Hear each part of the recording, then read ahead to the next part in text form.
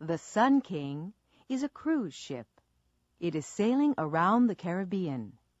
There are a lot of tourists on the ship. Most of them are from the United States, but some of them are from Canada and Latin America. It's the 7th day of the cruise, and their ship is sailing from Venezuela to Barbados. All of the passengers and most of the crew are on deck for the captain's party. Hello, my name's Pierre Lafontaine. I'm from Montreal. Hi, I'm Heather Hillman. Where do you come from? I come from Montgomery. Montgomery, where's that? It's in Alabama. Haven't you heard of Alabama? Oh, yes, of course, Alabama. It's in the South. I've never been to the South.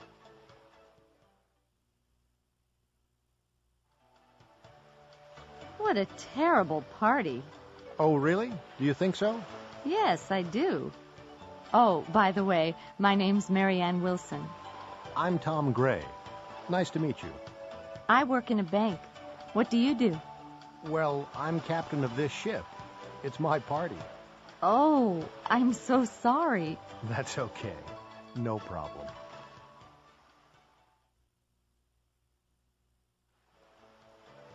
Would you like another drink? What? Would you like another drink? Oh, yes, please. I'd like some orange juice. With ice? No, thanks. 2 1 2 3 3 2 1 5 0 6. That's it. Thank you for calling XYZ Records Incorporated. You are in a call waiting system. Please hold. Your call is very important to us. As soon as an operator is free, we'll talk with you. XYZ, can I help you? I'd like to speak to James Singh, please. Which department? Accounting. Please hold. I'm connecting you.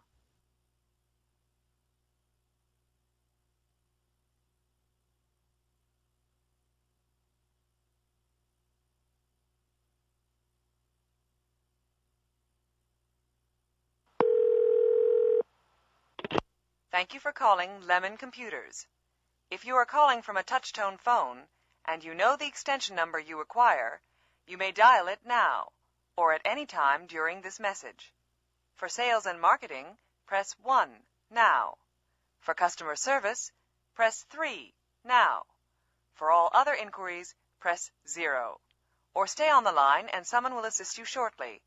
Thank you for calling Lemon Computers. Lemon Computers, may I help you?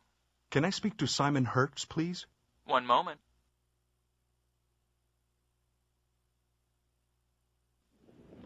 Let's see. I press 0 first, then the area code and number. What's the area code for Honolulu? Oh, right, 808. 808 725 9316. Operator. Hello, this is a collect call. What name? Sanuski. Paula Sanuski. Can you spell that, please? That's Sinewski. Just a moment. Please hold. Thank you.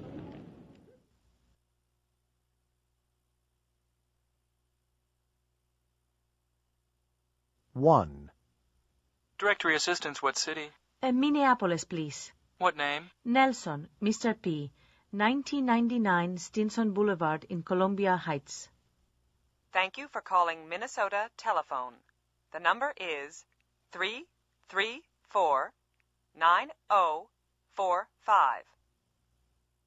2.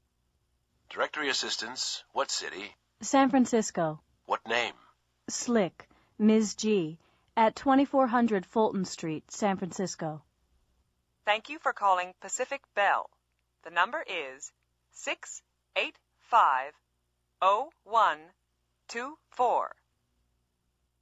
3. Directory assistance, what city? Miami. What name? Buffett, J. on Alton Road in Miami Beach. I don't know the address. Thank you for calling Southeast Bell. The number is 766 5501. 4. Directory assistance. What city? Boston, please? What name? Knight, J. It's somewhere in the Jamaica Plain area? There's a J. Knight on Arbor Way. That's the one. Thank you for calling New England Telephone. The number is 552-7136. 5. Directory assistance. What city? Chicago. What name? Butterfield, P, on 59th Street, by the Midway Airport. Thank you for calling Illinois Bell. The number is 401-0033. Meet Mr. and Mrs. Lopez of San Antonio, Texas. They have 3 young children, and they have to do a lot of wash. There are 2 piles of dirty clothes on this table. With this pile, we're going to use new Fizz, and with that pile, we're going to use another leading detergent. We have 2 identical washing machines here. The only difference is Fizz. While the machines are working, let's have some coffee. Okay, both machines have stopped, and Mr. Lopez has taken the clothes out. Well, Mr. Lopez, what do you think? Well, we washed these clothes in Fizz, and those clothes in the other detergent. Can you see any difference? I sure can. These clothes over here are much cleaner, and they're whiter and softer than those over there. These clothes? We washed these clothes with new Fizz. That's right, Brian. It's really much better than our usual detergent. Our clothes have never been cleaner than this. So which detergent are you going to use from now on? New Fizz, of course. It's the best detergent we've ever used.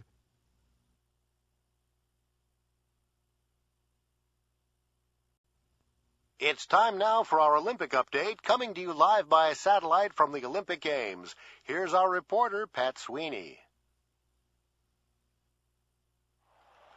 This is the Olympic swimming pool at the center of the Olympic complex. The most important event today was certainly the women's 200-meter freestyle competition. An American, Sierra Kennedy, was first and won the gold medal. She swam the 200 meters in a new world's record of 1 minute, 56 seconds. The United States won 2 gold medals yesterday and 3 the day before. So in the first 3 days of the Olympic Games, the American team has won 6 gold medals.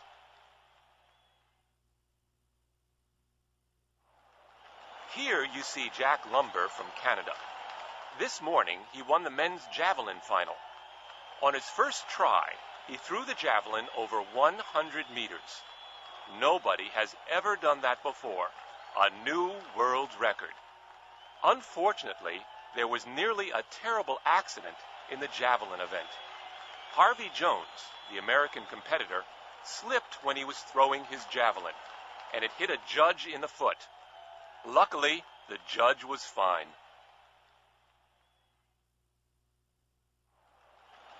Here we are in the Olympic Gymnasium. Olga Ivanov, the 15-year-old Russian gymnast, has just finished her routine. We're waiting for the results now. And here they are. She has an average of 9.5 points. That's the best score today. Olga's won the gold medal.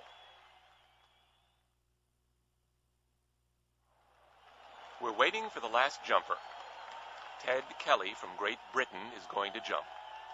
The bar is at 2.30 meters. Now he's beginning his last try. And he's jumped. Oh, he's crashed into the bar. He's landing. The bar's fallen. Is he hurt? No, he's all right.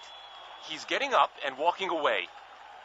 But he's a very disappointed man.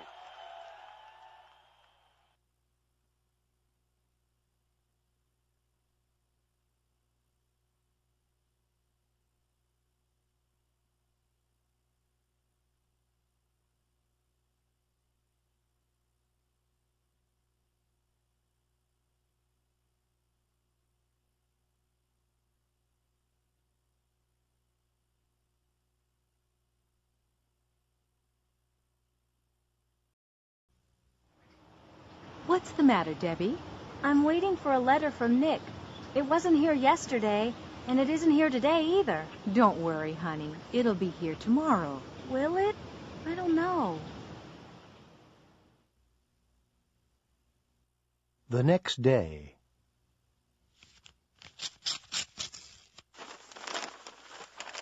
Mom, it's here. And Nick's coming to Pittsburgh. Oh, really? When? He'll be here next Monday. What time will he be here? You have classes on Monday. He'll be on the 7:40 train. Oh, Mom, can he stay with us? Well, I don't know. Oh, okay. Sure. I've heard so much about him, I'd like to meet him. The next Monday.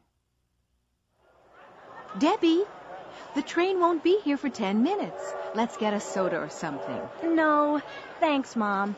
You guys get a soda. All right. Where will you be? I'll be right here. 10 minutes later. Well, the train's late. It'll be here soon. Mom, can you and Sarah wait in the coffee shop? Why, dear?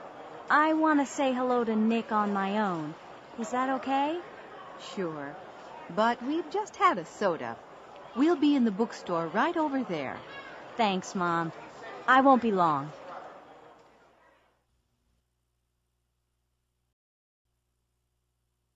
What's the matter, honey? Oh, I don't know. Come on, something's the matter. What is it? It's just life. It's so boring. It's not that bad. We have 2 wonderful children. That's right, we do. And we never have any time with them. Well, we both have to work, hon. We need the money. Okay, but it's all right for you. I'll leave in 5 minutes, but you'll be here all day. I won't be home till 6. Sure, but your day will be interesting, and you'll meet people. I'll be here in front of the computer screen all day. I won't talk to anyone. You're a computer programmer, Dan. That's your job. You're lucky. You can work at home. Yeah, but you like your job, Rosie. You really do. What? Who will I meet today? Tell me that. What will I do? I'll tell you, Dan. I'll get on the same train, then I'll go to the same office. I'll speak to the same boring people, and I'll listen to the same stupid jokes. I'll get the same train home, then I'll get home and help the kids with their homework. I'll cook dinner, honey. I always do. Yeah, but I'll wash the dishes. Then we'll watch TV again. You'll be tired, and we won't talk. Then we'll do the same tomorrow. What a life! Today, tomorrow, this week, next week, this month, next year, forever. It's just Monday morning, Rosie. You'll feel okay tomorrow. Will I? Good evening, and welcome to Channel 35 News. The 66-year-old Monterey man, Mr. Walter Busby, is in the studio with us. Mr. Busby is a retired bank clerk. Tomorrow morning, he will begin a fantastic voyage. He and his wife, Betty, are going to sail from Monterey, California, to Australia. That's 7,000 miles across the ocean, in a small motorboat. Now, Walter. Please call me Waldo. All my friends call me Waldo. All right, Waldo. Why are you doing this? Well, I haven't seen my son for 10 years. He lives in Australia, and we've never seen our grandchildren. But your boat isn't very big, Waldo. Will it get to Australia? Oh, yes, I think so. It'll get there all right. It'll take a long time, of course, but we're not in a hurry. I just retired, you see, and we'll stop on the way. Where will you stop? Do you know? Oh, yes. We have a map. Here it is. We'll stop at several places. We'll need food and gas. Ah, yes, food. What'll you do about food? No problem. We'll catch fish. I see. And water? That won't be a problem either. It'll rain. It rains a lot at sea, you know. Will you take a radio with you? No. We never listen to the radio. We don't like pop music. We like some peace and quiet. We'll take a lot of books. Well, actually, I meant a two-way radio. How will you navigate? Will you use a compass? A compass? No. We won't need a compass or a radio. We'll navigate by the sun and stars. I got a book from the library. Well, good luck, Waldo. You'll certainly need it. A short flight. Last year, I had to fly to London for business. I can't sleep on airplanes, so my doctor gave me some sleeping pills. I got onto the plane, sat down, and took 2 pills. We took off, and a few minutes later I was asleep. When I woke, the flight attendant was shaking my arm. I was the only passenger on the plane. Those pills were strong, I thought. I went to the baggage claim area. I couldn't see my bags anywhere. I went to the information desk and asked about my bags. "Which flight were you on?" asked the desk clerk. "The flight from New York, 7:43, I said. "But you didn't go anywhere, ma'am. Your aircraft had a problem with the engines and it came back. This is New York." Wilhelmina C. Williams, Paterson, New Jersey. Sleepwalker. My kid sister often walked in her sleep. One night I woke up suddenly. My sister was walking out of our room with her eyes closed. I got up and followed her to the kitchen. She opened the fridge and took out some chocolate cheesecake. Her eyes never opened. She ate it, then went back to our room. I told her in the morning, but she didn't believe me. "Look in the mirror," I said. There was chocolate all around her mouth and nose. Candy Faulkner, Oxford, Mississippi.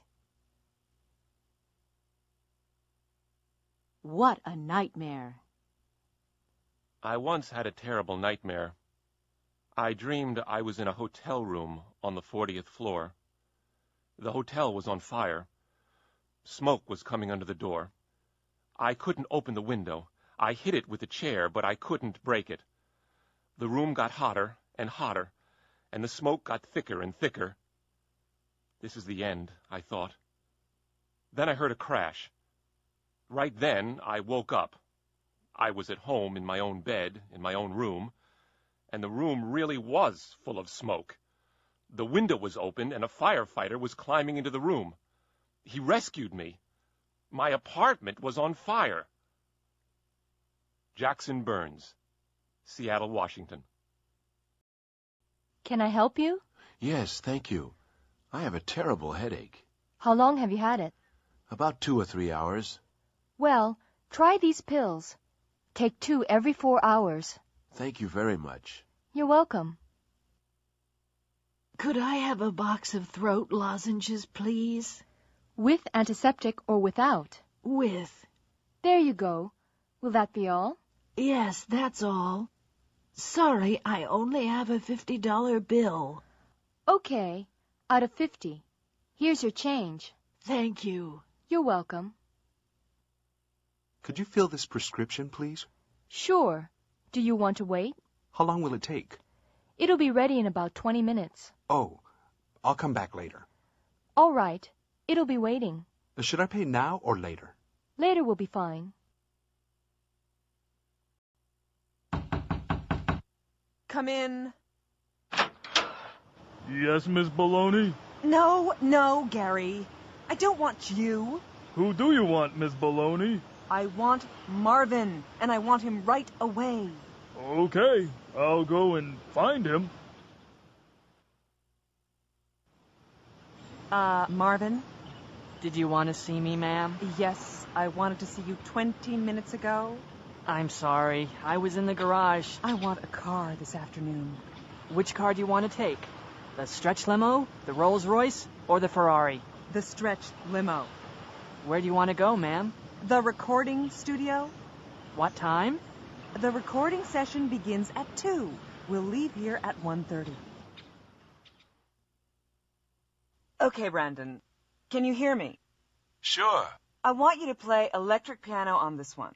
No problem. And I want Jared to play acoustic guitar. I want him to play real loudly, okay? You got it. And find Tanya and Sophie. I want them to sing doo-wops. Excuse me? You know, the chorus. Doo-wop dee diddy diddy dum dee doo.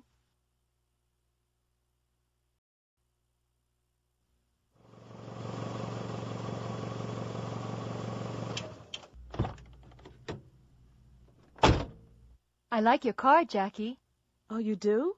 I've only had it for a week. It looks very expensive. Really? I guess new ones are expensive, but this one's used. It is? It doesn't look like a used car. It looks brand new. Oh, it feels cold in here. It does? Yes, really cold. Is the heat on? Yes, it is. It'll feel warmer in a minute.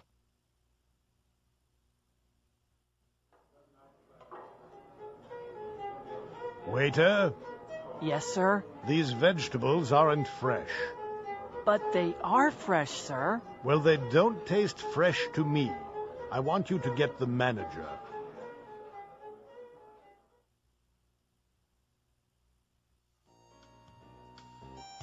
I'd like you to listen to my new stereo, Eduardo. Does it sound all right? Yes, it sounds fine to me. I think the bass is too loud. No, it sounds perfect. It sounds better than mine.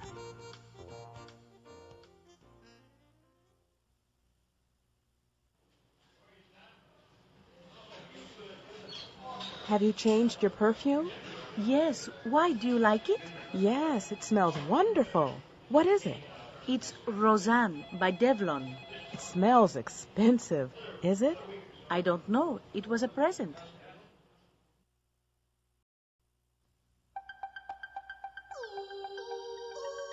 The spaceship flew around the new planet several times. The planet was blue and green. They couldn't see the surface of the planet because there were too many white clouds. Then the spaceship descended slowly through the clouds and landed in the middle of a green forest. The two astronauts put on their spacesuits, opened the door, climbed carefully down the ladder, and stepped onto the planet. The woman looked at a small control unit on her arm. "It's okay," she said to the man. "We can breathe the air. It's a mixture of oxygen and nitrogen." Both of them took off their helmets and breathed deeply. They looked at everything carefully. All the plants and animals looked new and strange. They couldn't find any intelligent life. After several hours, they returned to their spaceship. Everything looked normal. The man turned on the controls, but nothing happened. "Something's wrong," he said. "I don't understand. The engines aren't working." He switched on the computer, but that didn't work either. "Eve," he said, "we're stuck here. We can't take off." "Don't worry, Adam," she replied. "They'll rescue us soon."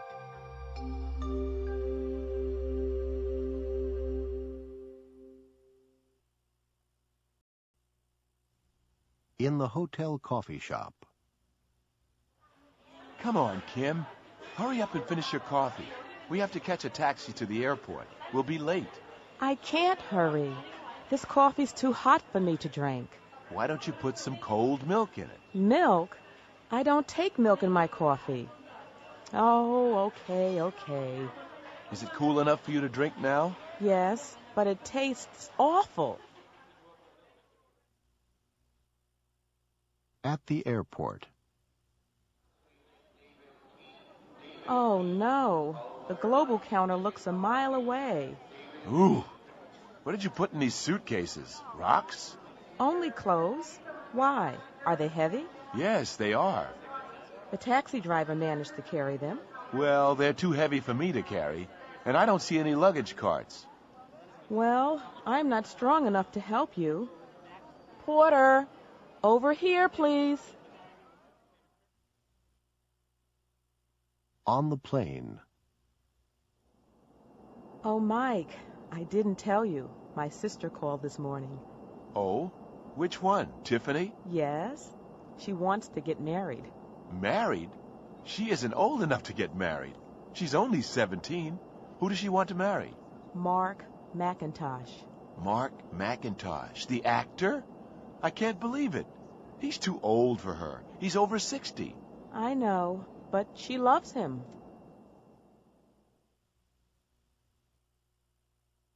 At their destination.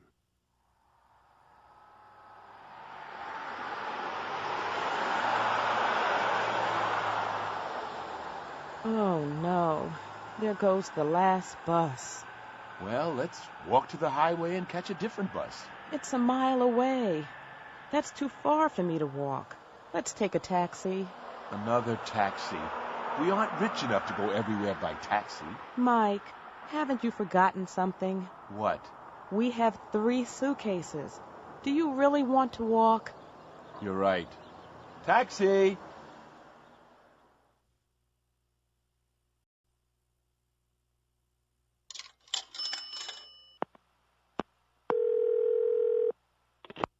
Hello? Vicky, is that you? Uh-huh. Who's this? It's Randy. Randy? Randy who? What do you mean, Randy who? Randy Dixon, of course. Oh, Randy. I'm sorry. Yes. We had a date last night. Where were you? I waited for 2 hours. Oh, I'm sorry, Randy. I couldn't come. Couldn't come? Why not? Well, I had to wash my hair. Wash your hair? Why didn't you call me? I wanted to call you, but, I couldn't remember your phone number. It's in the phone book. Yes, of course, but, I couldn't remember your last name. Oh. But why did you have to wash your hair last night? Well, I had to do it last night because I'm going to see a play tonight. To see a play? With who? George McQueen, my boss's son. I see. He asked me yesterday, and I couldn't say no.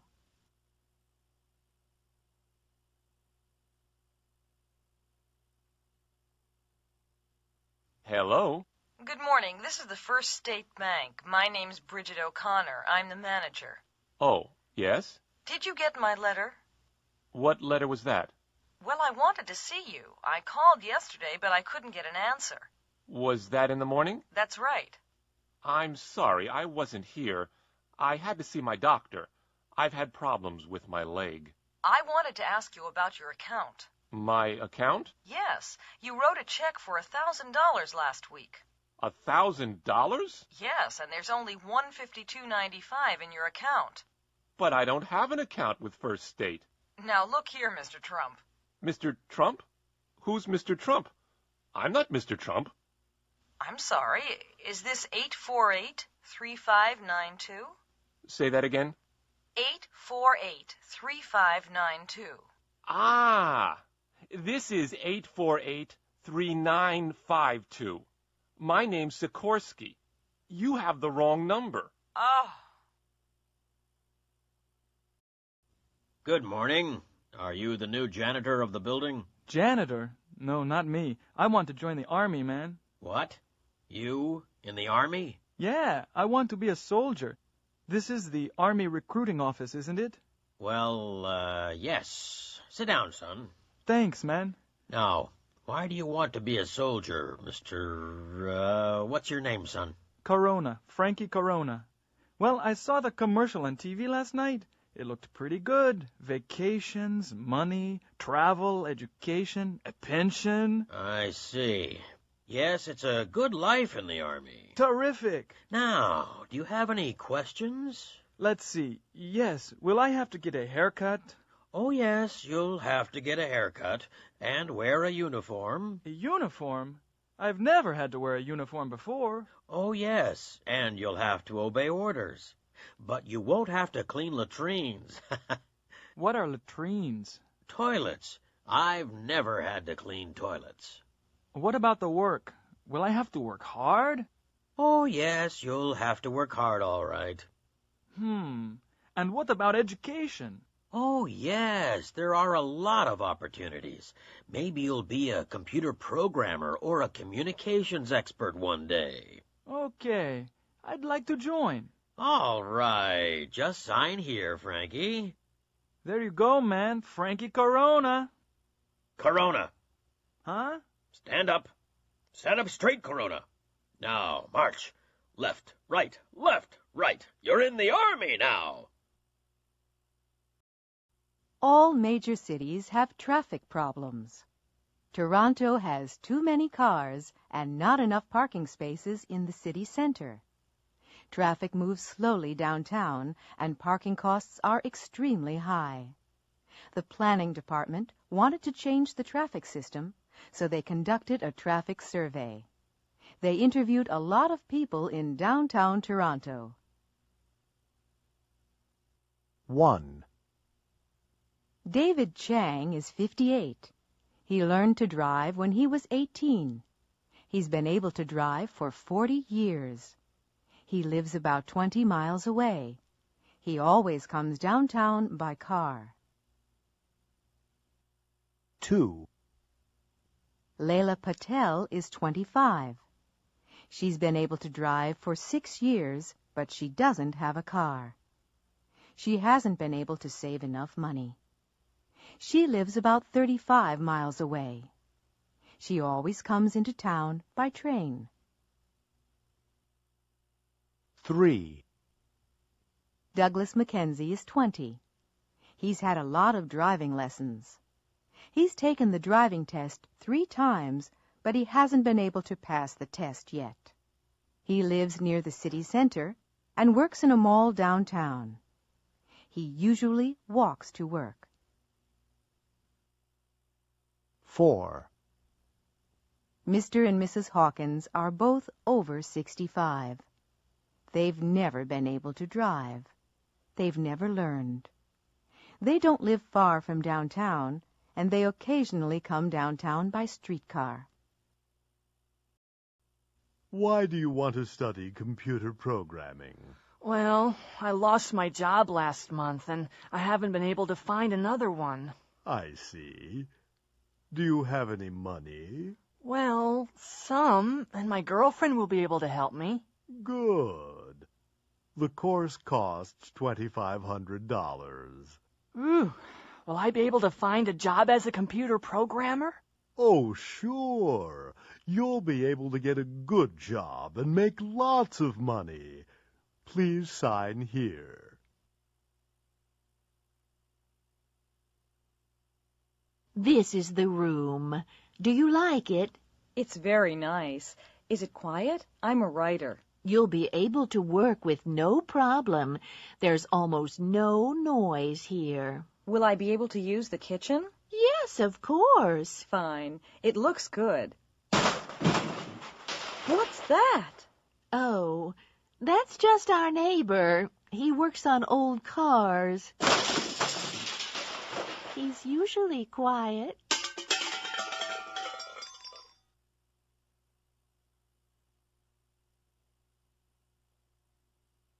Have a seat, Jim. You work in the mailroom, right? That's right. I want to transfer to the International Sales Division. Why do you want to join the International Division, Jim? Well, I don't, really. I just want to travel to Latin America. How good is your Spanish? Spanish? I've never been able to learn Spanish.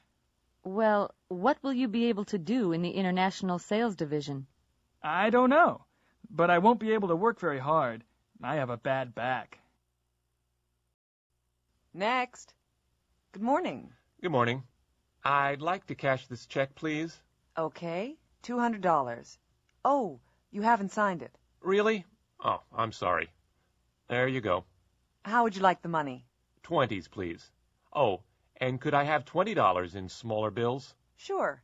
20, 40, 60, 80, 100, 120, 140, 160, 180, 190, 195, 6, 7, 8, 9, 200.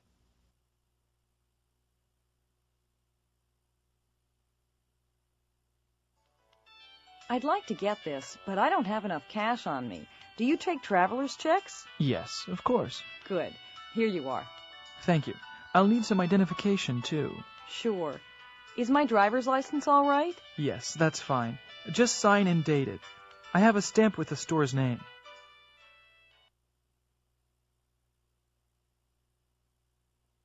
Hello, can I help you? Thank you. My name is Toshiko Akiyama. I'm expecting a transfer from my bank in Tokyo. Let me see. Here it is, Akiyama, $2,000 from the Fuji Bank in Tokyo. Do you have your driver's license with you? No, but I have my passport. Will that be all right? Yes, of course. I'd like to make a reservation for the excursion to Egypt leaving July 16th. The one at the Cleopatra Hotel? That's it. How far is it from the hotel to the beach? About a 2-minute walk. Good. How hot is it in Egypt in July? About 32 degrees centigrade. That's 90 degrees Fahrenheit. And that is the Great Pyramid. Oh, yes. It looks very high. It's about 137 meters high. How long are the sides? They're 230 meters long. Wow. How old is it? It's almost 4,500 years old. We're going through the Suez Canal now. It doesn't look very wide. How wide is it? About 60 meters wide and 160 kilometers long. Really? This is a big ship. How deep is the canal? The average depth is about 10 meters. Hello, Mr. Harris. Are you coming on the bus trip to Cairo tomorrow? Yes. How far is it? It's about 150 kilometers. How long will it take to get there? About 3 hours. 10 years ago, Ford Studebaker had an accident in his car. He was driving quickly and carelessly. After the accident, his wife said, "Ford, you're an old man now. You have to drive more slowly and more carefully." Ford has not had an accident since then. He always drives slowly, very slowly. But the drivers behind him often get angry. They sometimes have to stop suddenly, and then other cars crash into them. Ford always drives in the middle of the road, and other drivers can't pass him. They sound their horns and flash their lights because they want Ford to go more quickly. But Ford never notices them, and he never sees the accidents behind him. When he reads about the accidents in the newspaper, he says to his wife, "People drive more carelessly these days. Everybody's in a hurry. I don't understand it."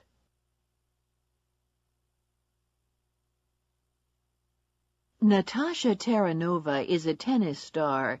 She's one of the best players in the world. She hits the ball hard and fast, harder and faster than any other player. But many people dislike her because she often behaves badly. She sometimes gets very angry. Last year, she shouted at the crowd and broke her racket on the ground during the final of the Texas Championship.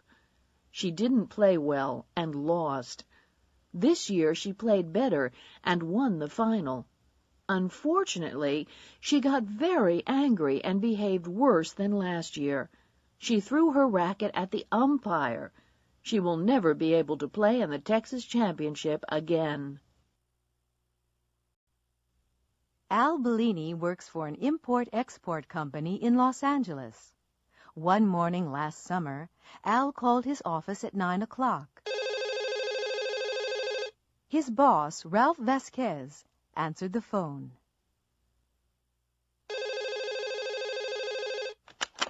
Hello, Ralph Vasquez. Hello, Ralph. This is Al Bellini. Oh, hi, Al. What's up? I don't think I can come to work today, Ralph. Oh, what's the problem? I've got a very bad sore throat. Yes, you sound sick. Yes. I'll stay in bed today, but I'll be able to come tomorrow. That's all right, Al. Stay in bed until you feel well enough to come to work. Thank you, Ralph. Goodbye. Bye, Al. Ralph liked Al a lot. At 12:30, he got into his car, drove to a store, and bought some fruit for him. He went to Al's apartment and rang the doorbell. Al's wife, Stella, answered the door. Oh, Ralph. Hello. Come in. How are you? Fine, thanks, Stella. I've come to see Al. How is he? He doesn't look very well. I wanted him to see the doctor. I'll go in and see him. Hi, Al. Oh, hi. Hi, Ralph. Have a seat. I've brought some fruit for you, Al. Thanks a lot, Ralph. Well, I was in the neighborhood anyway. How's your throat? It seems a little better. I'll be okay tomorrow. Good, good. Take care. Goodbye, Al. Bye, Ralph. Thanks for coming by. At 3 o'clock, Ralph locked his office door and turned on his portable TV. He wanted to watch an important baseball game. It was the Atlanta Braves versus the Los Angeles Dodgers. Both teams were playing well, but neither team could score. The crowd was cheering and booing. It was very exciting.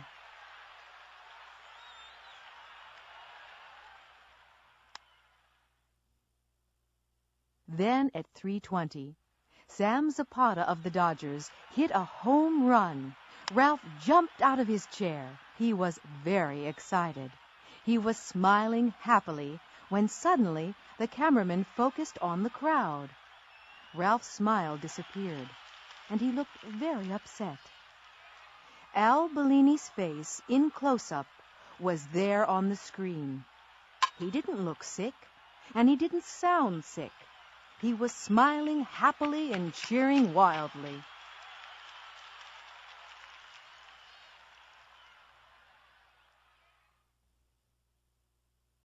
How do you do? It's Paula Chandler, isn't it? Yes. How do you do? Have a seat. I'm Art Miranda, and I have your application form here. I just want to check the information. Fine. Sure. You're applying for the position of export sales representative, aren't you? Yes, I am. You aren't from Connecticut, are you? No, I'm not. I'm from Massachusetts. You got a bachelor's degree in business administration at college, didn't you? Yes, that's right. But you didn't get a master's degree, did you? No, I didn't. And you have worked in international sales, haven't you? Yes, I have. I've been a sales representative in Mexico and Central America. But you haven't worked in Brazil, have you? No, I haven't, but I'd like to. You can speak Spanish, can't you? Yes, I can. But you can't speak Portuguese, can you? No, I can't, but I'd like to learn Portuguese.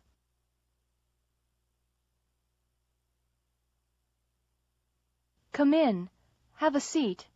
It's Paul Lanier, isn't it? Yes, that's right. Well, I've looked over your application. Can I just check the information? Yes, of course. You're applying for a secretarial job. Yes, a bilingual secretarial job. You aren't from Bridgeport. No, I'm from Fairfield. And you went to school in Fairfield. That's correct. Fairfield High. But you didn't go to college. No, I didn't. You can speak French well. Yes, my parents are French-Canadian. But you can't speak German. No, I can't. But I can speak Spanish. You've been a secretary for 2 years. Yes. But you haven't stayed in one job for much time. No, I haven't. I've worked in some awful places. Good evening. Our program tonight is about disasters. This year there have been fires, earthquakes, and volcanic eruptions. All our guests tonight have survived disasters. Hello, I'm Susan Fisher Diaz. I live in Chicago. I was working in my office on the 28th floor of a skyscraper. I was dictating some letters to my secretary when the fire alarm rang. I rushed out to the elevator, but it wasn't working. The stairs were full of thick smoke. We couldn't go down, so we had to go up to the roof. When we got there, some people were waiting calmly. Others were shouting and screaming wildly. A helicopter managed to land on the roof and rescued 6 of us before the roof collapsed. My name's Linda Reed. I was on vacation at the Med Club on Patapita, a small island in the South Pacific. I was taking a nap when the volcano erupted. The noise woke me up. I looked out of the window. Everybody was running toward the harbor. I threw on my robe and ran to the harbor, too. I managed to get on a cruise ship. It was leaving when the lava hit town. Hi, my name's Richard Ching. My wife and I were staying with friends in Santa Librada near Los Angeles. We were having dinner when the earthquake began. Everything shook. All the plates and food fell on the floor. We were picking everything up when the ceiling fell in. Fortunately, we were under the table and survived. We had to wait for hours before help arrived. 1. Global Airways announces the departure of the 11 o'clock flight GL-189 to Houston. This flight is now boarding at Gate 4. 2. British Airways announces the departure of the 11:30 Concorde service BA 001 to London. Would passengers for this flight go immediately to Gate 16? 3. Would passengers for the 11:25 Aeromexico flight 149 to Mexico City please go immediately to Gate 13, where this flight is now boarding? 4. This is the last call for Japan Airlines 1045, Flight 215 to Tokyo. This flight is now closing at Gate 30.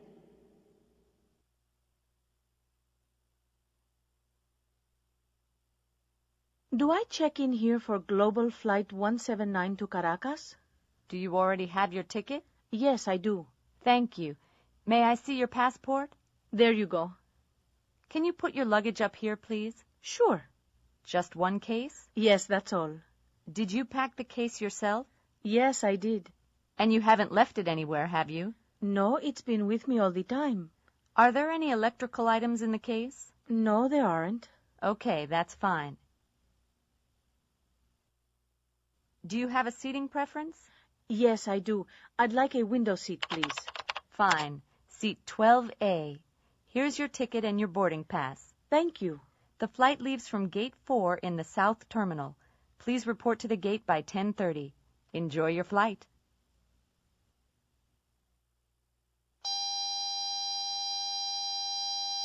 Excuse me, ma'am. May I see the contents of your pockets? Of course.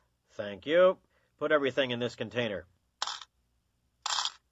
Now, please go back and come through the detector again. Sure. Oh, wait, it's my metal comb. Here it is. That's fine. Put it with your other things. Now, come through again.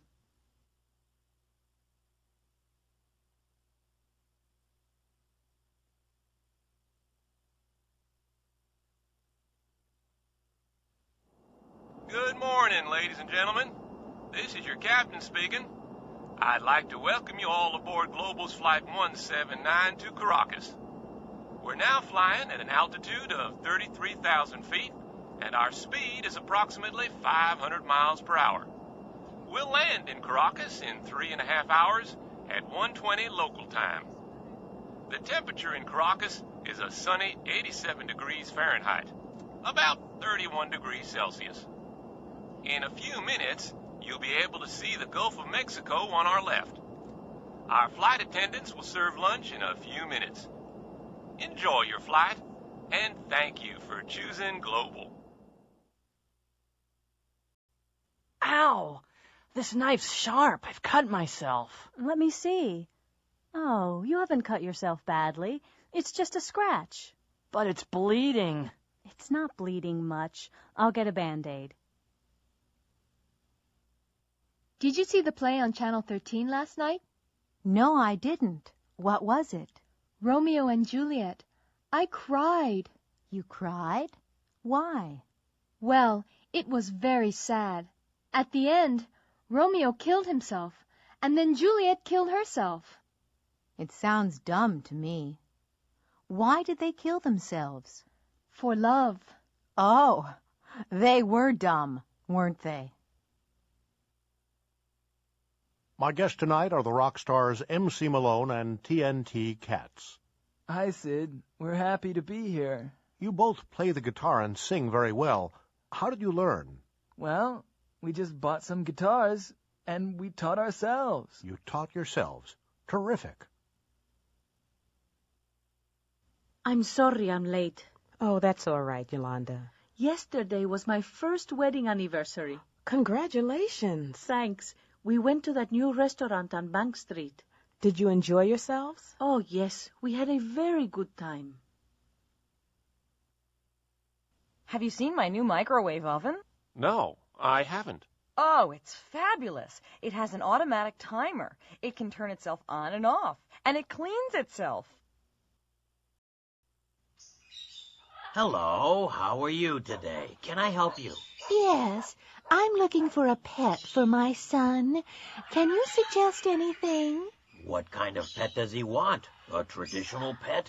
A cat or a dog? Or something unusual? Well, he'd like a snake or an alligator, but he isn't going to get one. We have a nice dog right now, a Rottweiler. A Rottweiler? Oh, no. I've heard about them on the news. They're very big and mean. Oh, no, ma'am. They aren't as mean as some dogs. Really? Yes, really. Last week we had a small dog here. It was only as big as your purse, but it was as mean as the devil. It bit me 3 times. Let's forget dogs, then. What about a cat? A cat. They aren't as friendly as dogs, are they? No, but they don't eat as much as dogs either, and they're very clean.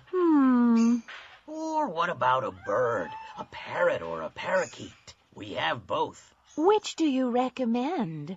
Well, parakeets aren't as easy to train, and they never speak as well as parrots. Yes, but parakeets don't need as much space as parrots, do they? That's true. Parakeets are very popular because they're so easy to keep. Yes, but they're a little noisy, aren't they? I want a quiet pet. A quiet pet? Well, what about a goldfish? There's nothing as quiet as a goldfish.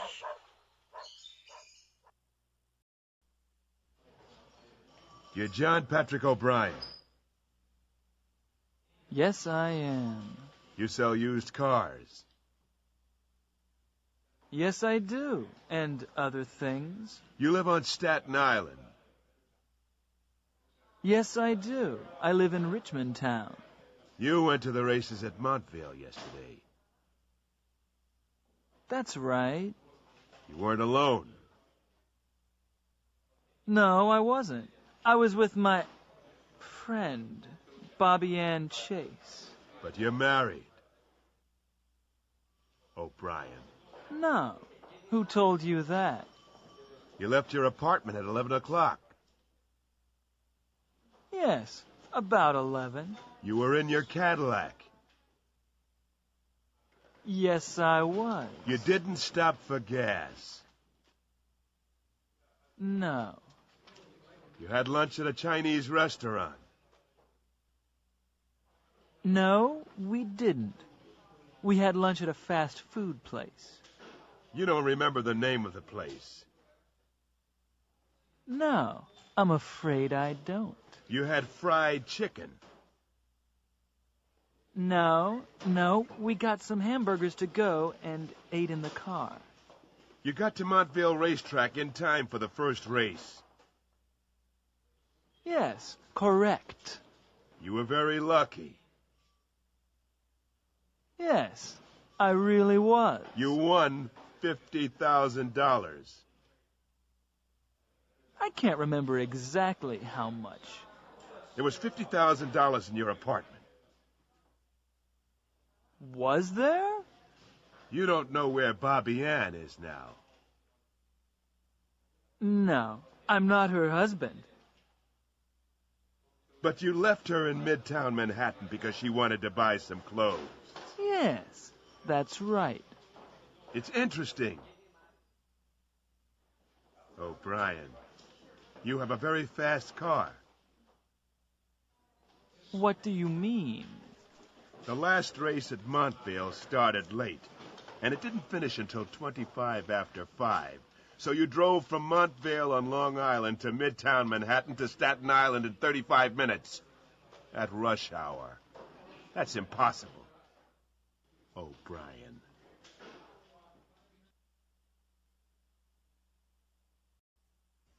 Hi, great to see you. Come in. Hi, Jake. I'm not the first, am I? No, the others are all in the dining room. The food's in there. Let me take your coat. Thanks. Oh, I brought some flowers.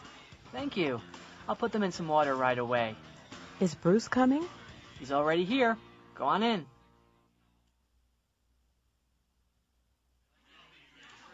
Hi, Kate.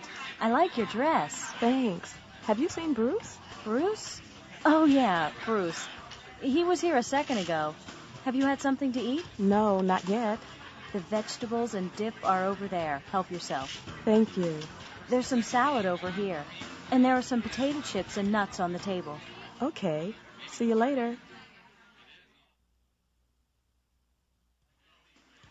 Hello, Kate. Not dancing? No, I'm just hanging out. You didn't see Bruce in the kitchen, did you? No. Oh. Hey, this is a great song, isn't it? Do you want to dance? Sure, why not?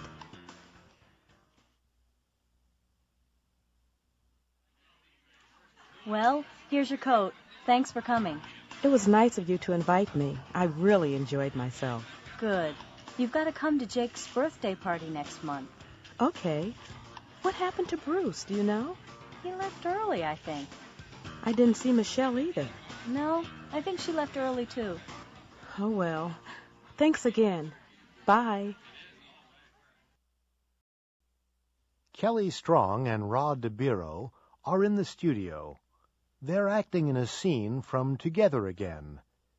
In the movie, Kelly is Constance, a young nurse in Africa. Rod is Armand, a famous zoologist. Okay, scene 34, take 8. Let's try it again. Action. I love you, Armand. I love you too, Constance, but I have to go. I know. But perhaps we'll never see each other again. We will, Constance, because we love each other. Cut. That's not good enough. Take 5, everybody. Okay, Kelly. Come over here. Now, I know you don't like Rod, and I know he doesn't like you. Like, we hate each other, you know that. But you're actors, and in the movie, Constance and Armand love each other, right? Right, but... No buts. You have to look at each other. You have to touch each other, smile at each other, hold each other, and kiss each other, right? Right, but it's not all my fault. You know Rod, he's selfish. He only thinks about himself. He talks about himself all the time, and he only wants to see himself on film. I've heard this before, Kelly. Rod said exactly the same about you. I'm taking my vacation next month. Really? So am I. I need a change. So do I. I'm tired of the same office and the same people every day. Right. Where are you going? Florida. Oh, really? I went there last year. So did I. We always stay on the Florida Gulf Coast. We never go to Miami or Palm Beach. No, neither do I. It's too crowded there. Where exactly are you going? Sanibel Island. It's about 50 miles south of Sarasota. Do you know it? You're kidding. No, I'm not. I've been there 3 times. Well, so have we. And we're going there this year, too. Not to the Sand Dollar Resort. Yes, why? Well, I'll see you there. That's my hotel, too. Vassar College, Poughkeepsie, New York, 12601, May 5th. Dear Daddy, thank you very much for the birthday present. I was very pleased with the Porsche, but I didn't like the color, so I'm going to take it back and change it. I saw Mark again yesterday. You're worried about him, aren't you? Well, don't worry about him. He's all right. He's very good at his job. He's a drummer in a rock band. I'm going to come to Washington next weekend. I'll bring Mark so you can meet him. Love, Caroline. P.S. We love each other very much. He isn't interested in your money.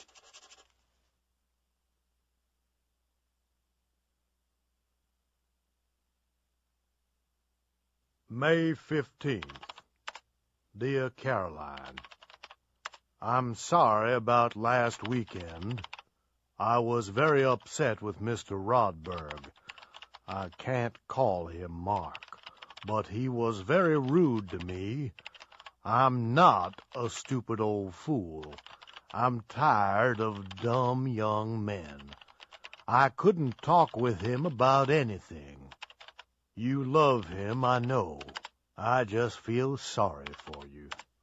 And I'm worried about your future. Your friend likes rock music. He isn't interested in anything else. He isn't interested in you at all. You're making a terrible mistake. And I'm glad he isn't interested in my money, because he isn't going to get any of it. Love, Daddy. Signed for Senator Calhoun in his absence by Joseph D. Pollard, Secretary to the Senator.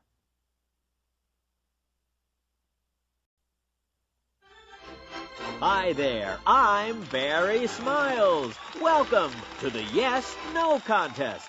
Our rules are very simple. I'll ask you questions for 30 seconds.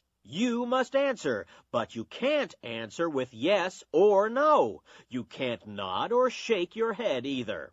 Now, here is our first contestant, Ann Mock from Palm Beach, Florida. What's your name? Ann Mock. Where are you from, Ann? Palm Beach. Did you say Palm Springs? No, Palm... Oh, I'm sorry, Ann. You said no. Our next contestant is Chuck Fleener from St. Louis, Missouri. It's Dr. Fleener, isn't it? That's right, but call me Chuck. Fine. You aren't nervous, are you, Chuck? I'm not nervous.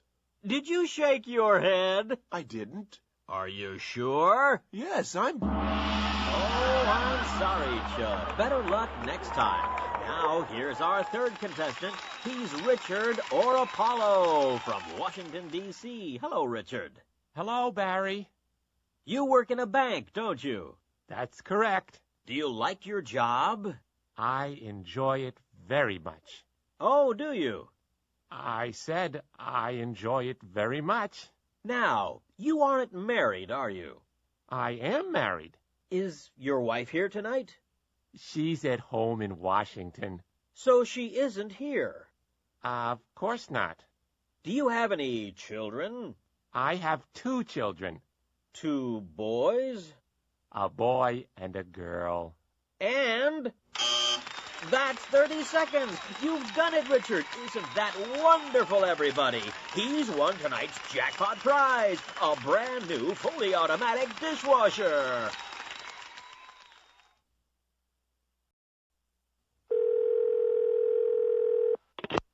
Hello, Tom. This is your dad. Your old dad in the nursing home. Why aren't you here? Oh, hi, Dad. I'm very busy. I can't visit you today. I'm sorry, Dad. Tom. You used to visit me. You used to take me to the movies. You used to bring Barbara and the children. I'm sorry, Dad. We'll come for your birthday. My birthday? It's today. You didn't even send a card. I'm writing a new will.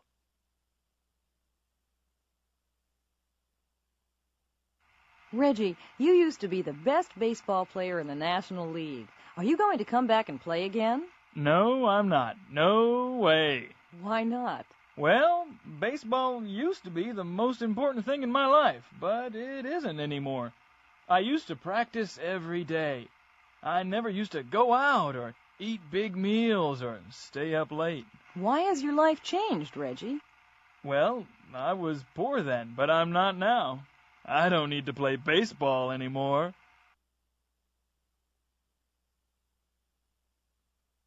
Mom? What? There's a terrific movie downtown. Really? What is it? Space Cop. Are you going to see it? I'd like to. All the other guys are going, but I don't have any money. Okay. How much do you want? $10. $10? When I was your age, I used to get $2 for the movies. I know. And you used to walk 5 miles to school, and you used to cut wood. And I used to talk to my mother with respect. Yes, Erica, what is it? Bob Hudson wants to speak with you, J.P. I'm very busy right now. Ask him to call back later. All right. Oh, and Erica, tell Chris to fax the sales report to the Toronto office. Okay, anything else? Yes. Tell Helen not to call her friends on the office phone. All right, I will.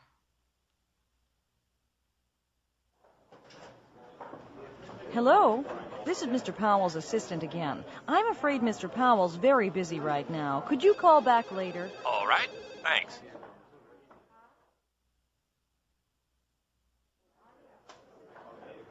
Oh, Chris?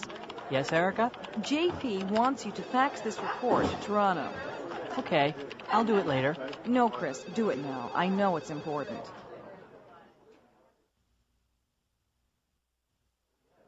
Helen, did you call your friend on the office phone yesterday? Well, yes, I did. But it was urgent. I think JP heard you. He wasn't very pleased about it. Don't use the office phone for personal calls, okay? Yes. Okay, Erica. I won't do it again. I'm sorry. Erica, did you speak with Bob Hudson? Yes, I did. I asked him to call back. He says he'll call you later. Fine. Has Chris faxed that report yet? Not yet, but I told him to do it immediately. I think he's doing it now. Good. Did you tell Helen not to call her friend from here? Yes, I told her not to use the office phone for personal calls. She says she won't do it again. I'm sure she won't. Well, I hope you're right. Her friend is working in Saudi Arabia. Latka was a customs officer in Europe. He used to work in a small border town. It wasn't a busy town, and there wasn't much work. The road was usually very quiet, and there weren't many travelers. It wasn't a very interesting job, but Latka liked an easy life. About once a week, he used to meet an old man. His name was Spevna. He always used to arrive at the border early in the morning in a big truck. The truck was always empty. After a while, Latka became suspicious. He often used to search the truck, but he never found anything. One day, he asked Spevna about his job. Spevna laughed and said, "I'm a smuggler." Last year, Latka moved to the United States. One night, he was having dinner in a restaurant in Los Angeles. On the other side of the restaurant, he saw Spevna drinking champagne. Latka walked over to him. Hello there. Hi. Do you remember me? Sure, of course I do. You're a customs officer. I used to be, but I'm not anymore. I retired last year. and I live with my daughter in Los Angeles now. I often used to search your truck in the old country. But you never found anything. No, I didn't. Can I ask you something? Of course you can. Were you a smuggler? Of course I was. But the truck was always empty. What were you smuggling? Trucks. Good afternoon. Mrs. Archer? Yes? I'm from Channel 5 TV. We're doing a survey. Oh, really? Could I ask you a few questions? Well, First, did you watch TV last night? Yes, after dinner, from about 7 o'clock. And did you watch any of our programs? Yes, most of the evening, till 11. So you saw Animals in Focus. What did you think of it? It was very interesting. I like wildlife programs. So you're interested in wildlife? Uh-huh. That kind of program always interests me. It's very difficult to film animals, you know. What about your husband? Did he watch it? Only for about 5 minutes. He's not interested in animals. Look, I'm very sorry, but I have to pick up the kids from school. Are there many more questions? Oh, I'm sorry. I'll give you the questionnaire. Could you and your husband complete it and mail it to us? Sure.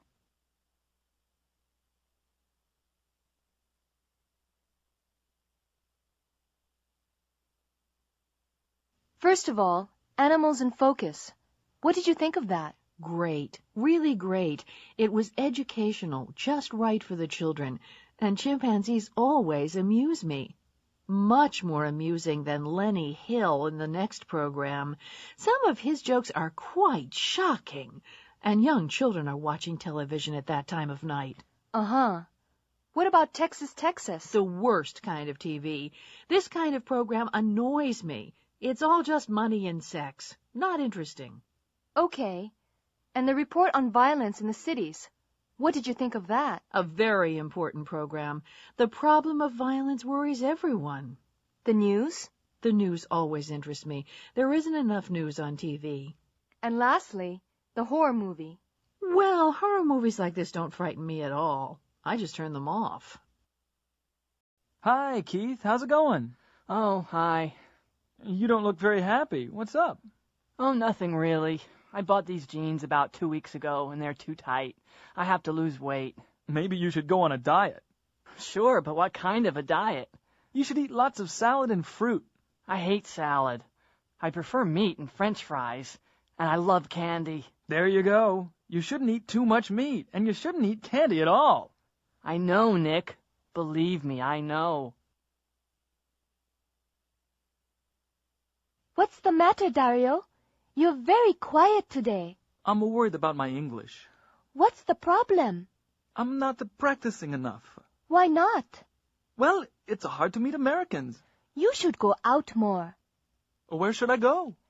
Maybe you should join a gym or take a class. Americans never speak to me. Well, you should speak first. What can I talk about? Sports. They're always interested in sports. Hello, Brian. You look tired today. Yes, I'm working too hard. You should take a few days off. I know I should, but we're just too busy. I'm working 12 hours a day. 12 hours a day? You're going to kill yourself.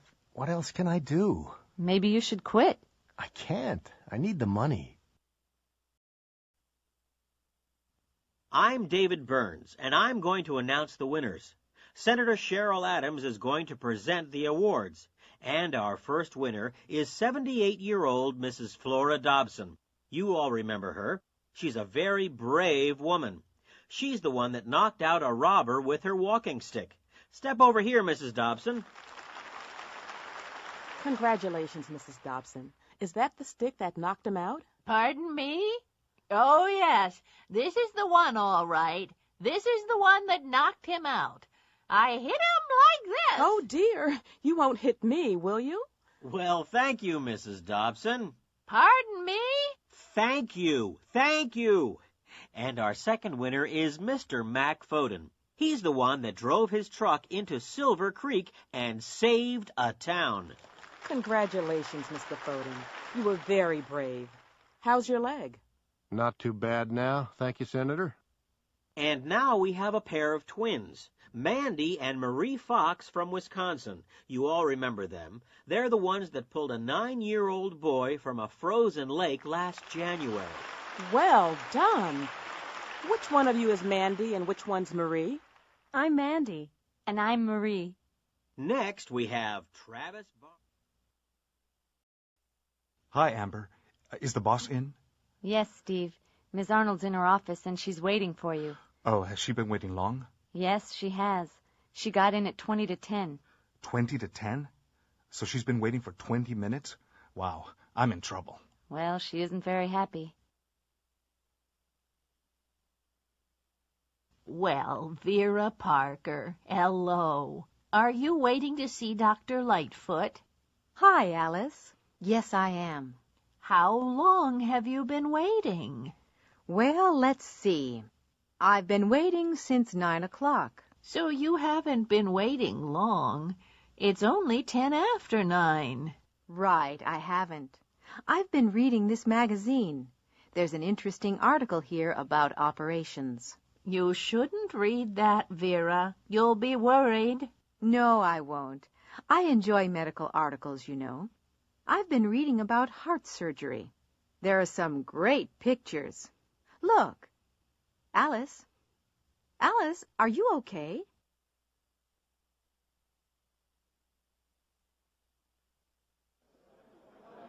Dan, call the waiter again. I've been trying to call him, Sally. But Dan, we've been sitting here for 20 minutes, and I'm not going to wait any longer. I'm sorry, Sally, but he's talking to that woman. Yes, I see. He's been talking to her since we came in. Excuse me, waiter. Yes, ma'am. Do you want your check? The check? We haven't seen the menu yet.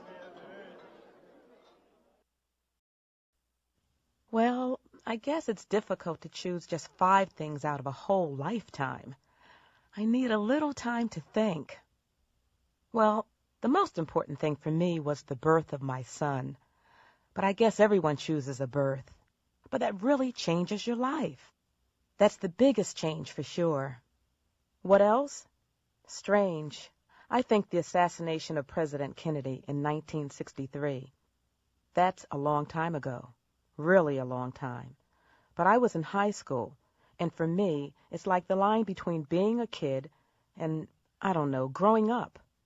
I don't think it changed my life, but I remember it so well. And everything was different after that. So that's 2 milestones then. Oh, yes, and the day that I moved into this house. I've lived here for 20 years. I've always loved this house. Then there was my accident. I don't like talking about it, really. I fell down a mountain when I was skiing. I was in the hospital for 6 weeks. I couldn't walk for nearly a year.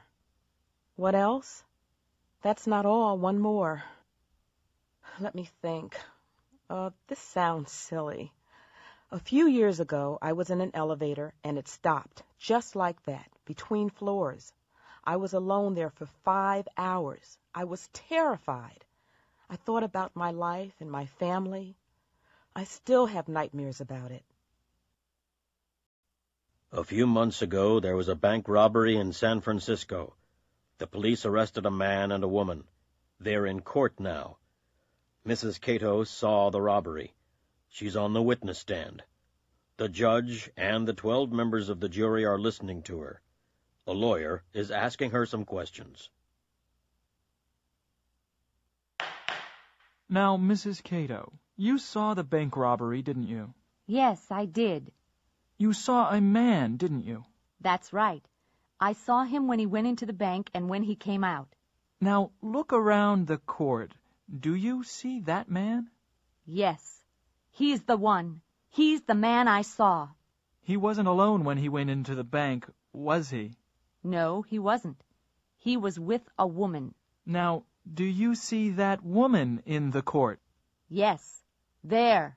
She's the woman I saw. I see, Mrs. Cato. Now, look at the man and woman again. This is very important. Are you absolutely sure about them? Absolutely sure. They're the people I saw. Now, Mrs. Cato, what was the man wearing when he went into the bank? I don't remember everything, but I remember his hat and his bag. Look at Exhibit A on the table. Is that the hat? Yes, that's the hat he was wearing. And Exhibit B? Yes, that's the bag he was carrying. Do you remember anything about the woman? Yes, she was wearing a black wig and red high-heeled shoes. How do you know she was wearing a wig, Mrs. Cato? Because it fell off when she was running to the car. Look at Exhibit C on the table. Is that the wig? Yes, that's the wig she was wearing. And Exhibit D, look at the shoes. Yes, they're the shoes she was wearing. Thank you, Mrs. Cato.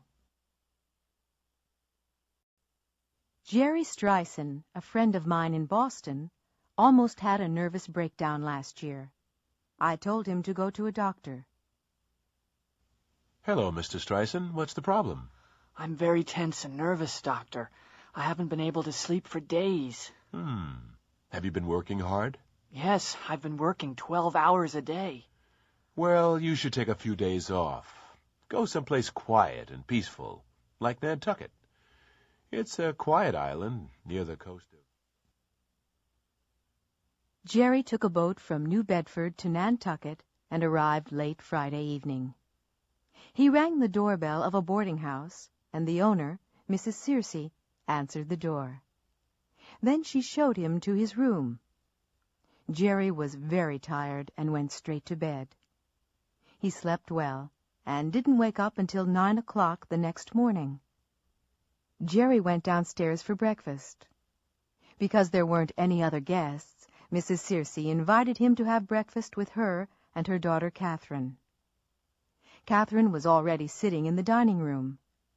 She was about 13 years old, with long black hair and clear gray eyes. Mrs. Searcy went to the kitchen to make breakfast.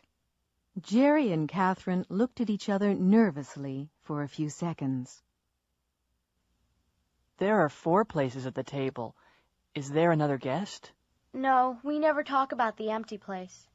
The empty place? What do you mean? Well, that used to be my father's place. Used to be? I don't understand. My father worked on a fishing boat. 3 years ago, he went out on his boat, and he never came back. What happened to him? Nobody knows. They searched everywhere, but they never found anything. My mother always keeps that place for him, and she makes his breakfast every morning. That's a picture of him, over there on the wall. My mother's been waiting for him for 3 years. Jerry said nothing, but he looked worried. At that moment, Mrs. Searcy came into the room. She poured 3 cups of coffee and put 1 cup at the empty place. Jerry looked more worried, and he stared at the empty chair.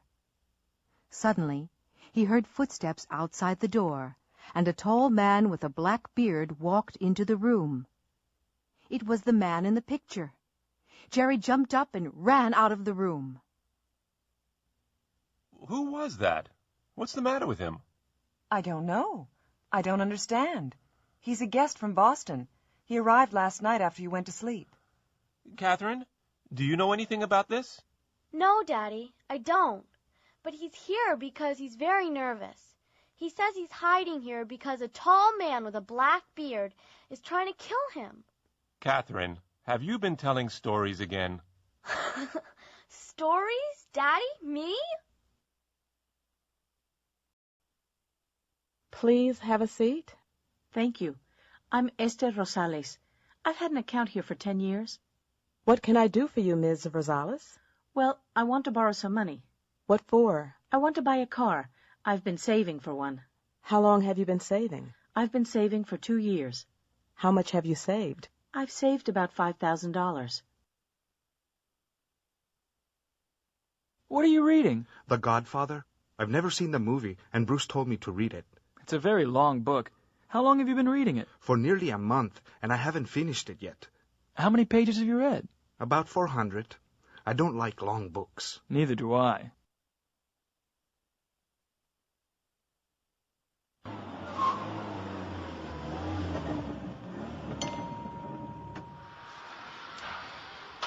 Yes, ma'am. What can I do for you? Hi. Fill it up, please. Regular unleaded or super? Regular unleaded. It's nearly empty. I've been driving all day. Oh, really? How far have you driven?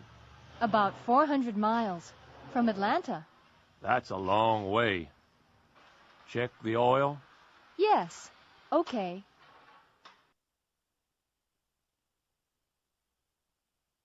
And finally, news about Kimberly Lewis, the athlete from Pennsylvania. Kimberly is jogging across the United States from New York to Los Angeles.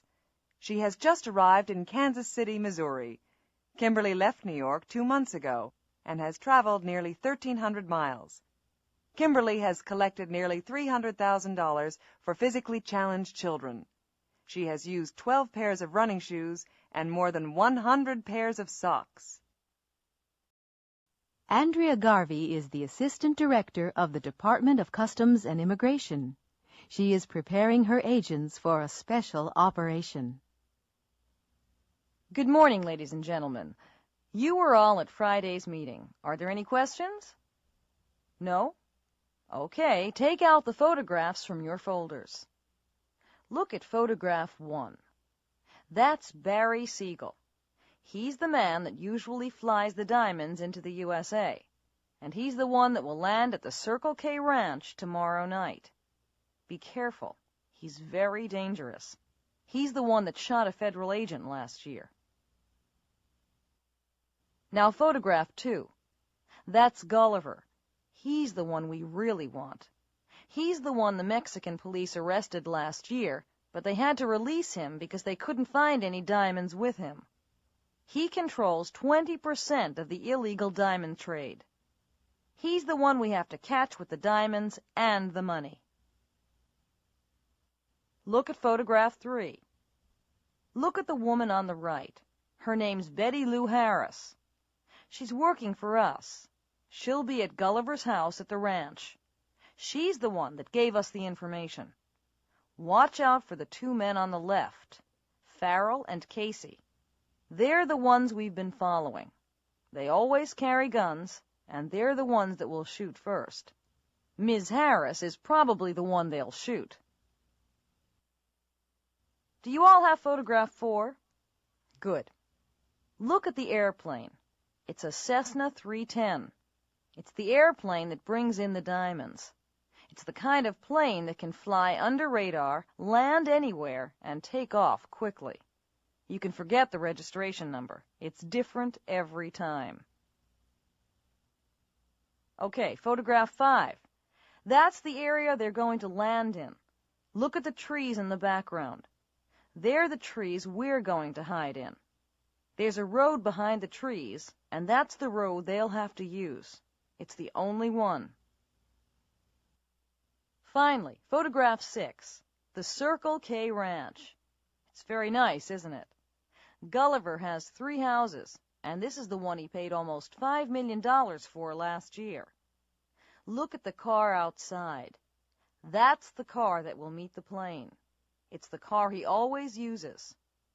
We want Gulliver, Siegel, the diamonds, and the money all together. Any questions? No? Okay, good luck.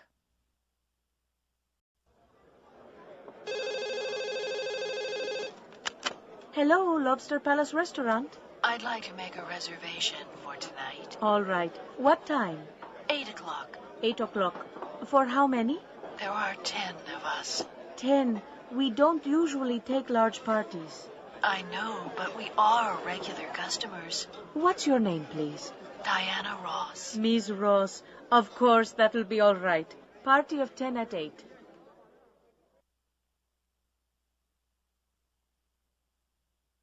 I'd like to get 2 seats for the concert on Thursday.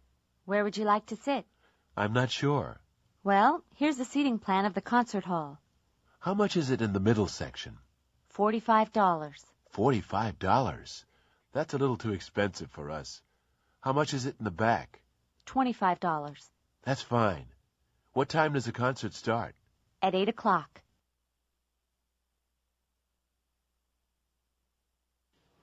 Do you have any seats left on the Bay Area tour tomorrow? Yes, we do. There are a few seats left. Is that the tour that includes the Sonoma Valley? That's right. How long does the whole tour take? About 7 hours. Should I pay you now? If you don't mind.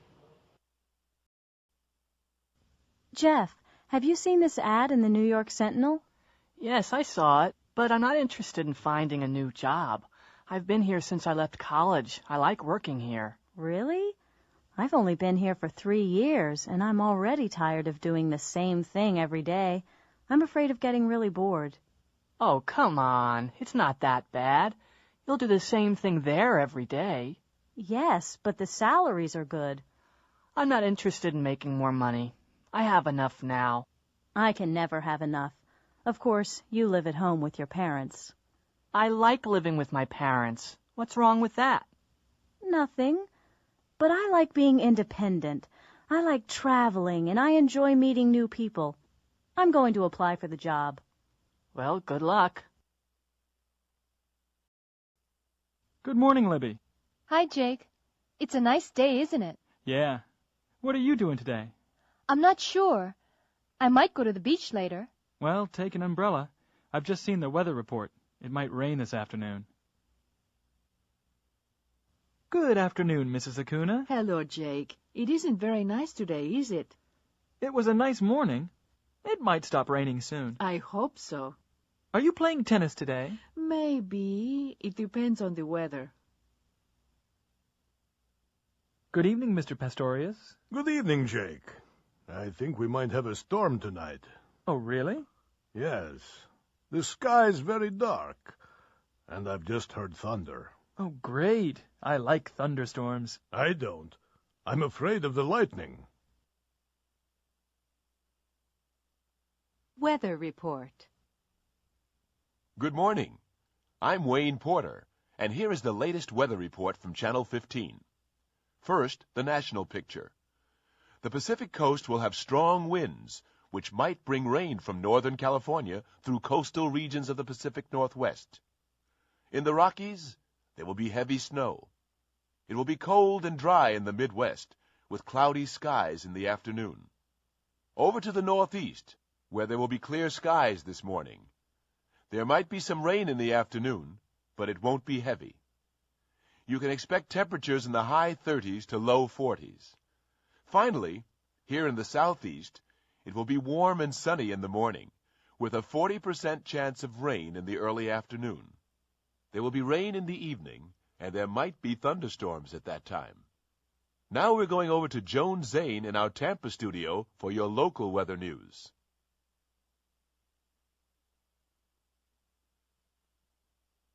Good morning. I'm Wayne Porter with your latest weather news from Channel 15. Let's look at the national situation first. The Pacific coast will have clear and sunny skies all day, but it will be quite cold. The Rockies can expect further heavy snowfalls in the north, and it will be extremely cold. The Midwest will have strong winds coming down from Canada, and these winds will bring a lot of rain into the region. There might be snow in the west of the region later. The Northeast will have cloudy skies with temperatures in the mid-40s. There will be strong winds and heavy rain on the Gulf Coast of Texas, and there might be thunderstorms later in the day. These storms might move across into Florida by the early evening.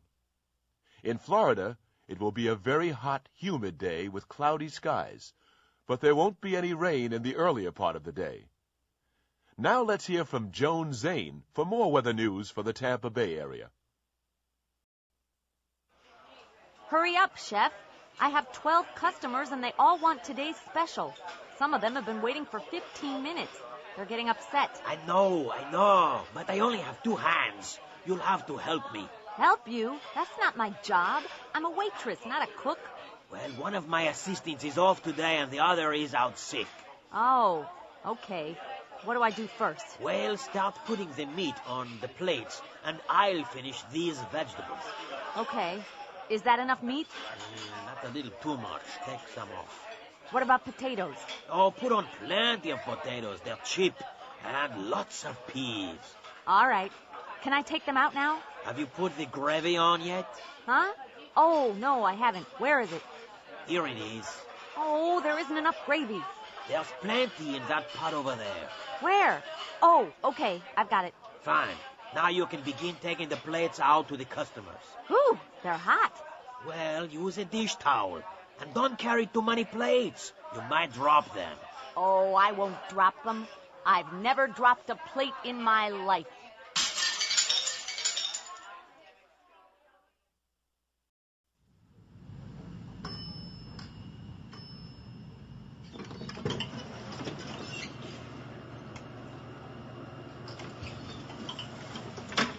Good morning. Can I help you? Yes. I have an appointment with Mrs. Bedoya, the sales manager. What time is your appointment? 11:30. Okay. You're Ms. O'Hare, aren't you? Yes, that's right. Take the elevator to the 3rd floor. Go down the hall to the left. Mrs. Bedoya's office is the 3rd door on the right. You can't miss it. Thank you. Don't bother to knock. Just go right in. She's expecting you.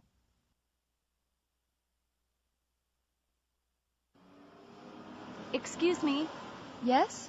I'm lost. Is this the way to Disney World? Well, you can get there this way, but it's not the quickest route. Oh, no. Well, can you tell me the best route? Sure.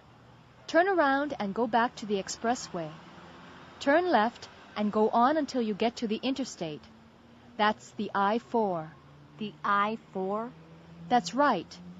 Turn left on the interstate and follow the signs for Tampa. That's I-4 West. You'll see signs to Disney World after a few miles. It's exit 26.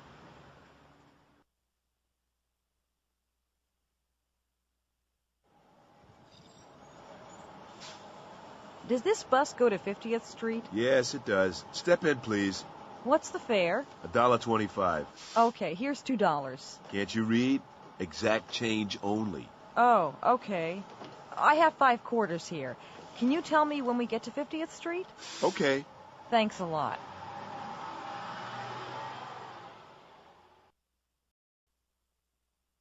This is the KLLN Radio News Desk. It's 5:15. A Coast Guard helicopter is trying to rescue a man who has fallen down a cliff in Point Reyes, about 15 miles north of San Francisco. The man is lying on a small beach at the foot of the cliff. The helicopter has arrived at the scene, and a paramedic has climbed down a ladder to the beach. He's speaking to a doctor on the helicopter by radio. Hello? Can you hear me, Doctor? Yes, I can hear you clearly. Is he unconscious? No, he's conscious, but he looks pretty bad. Okay, ask him if he can move. Can you move? No, I... Ask him if he's in pain. Are you in pain? Oh, yes. Oh! Ask him where it hurts. Where does it hurt? It's my back. Uh-oh, don't move him. I'm coming down.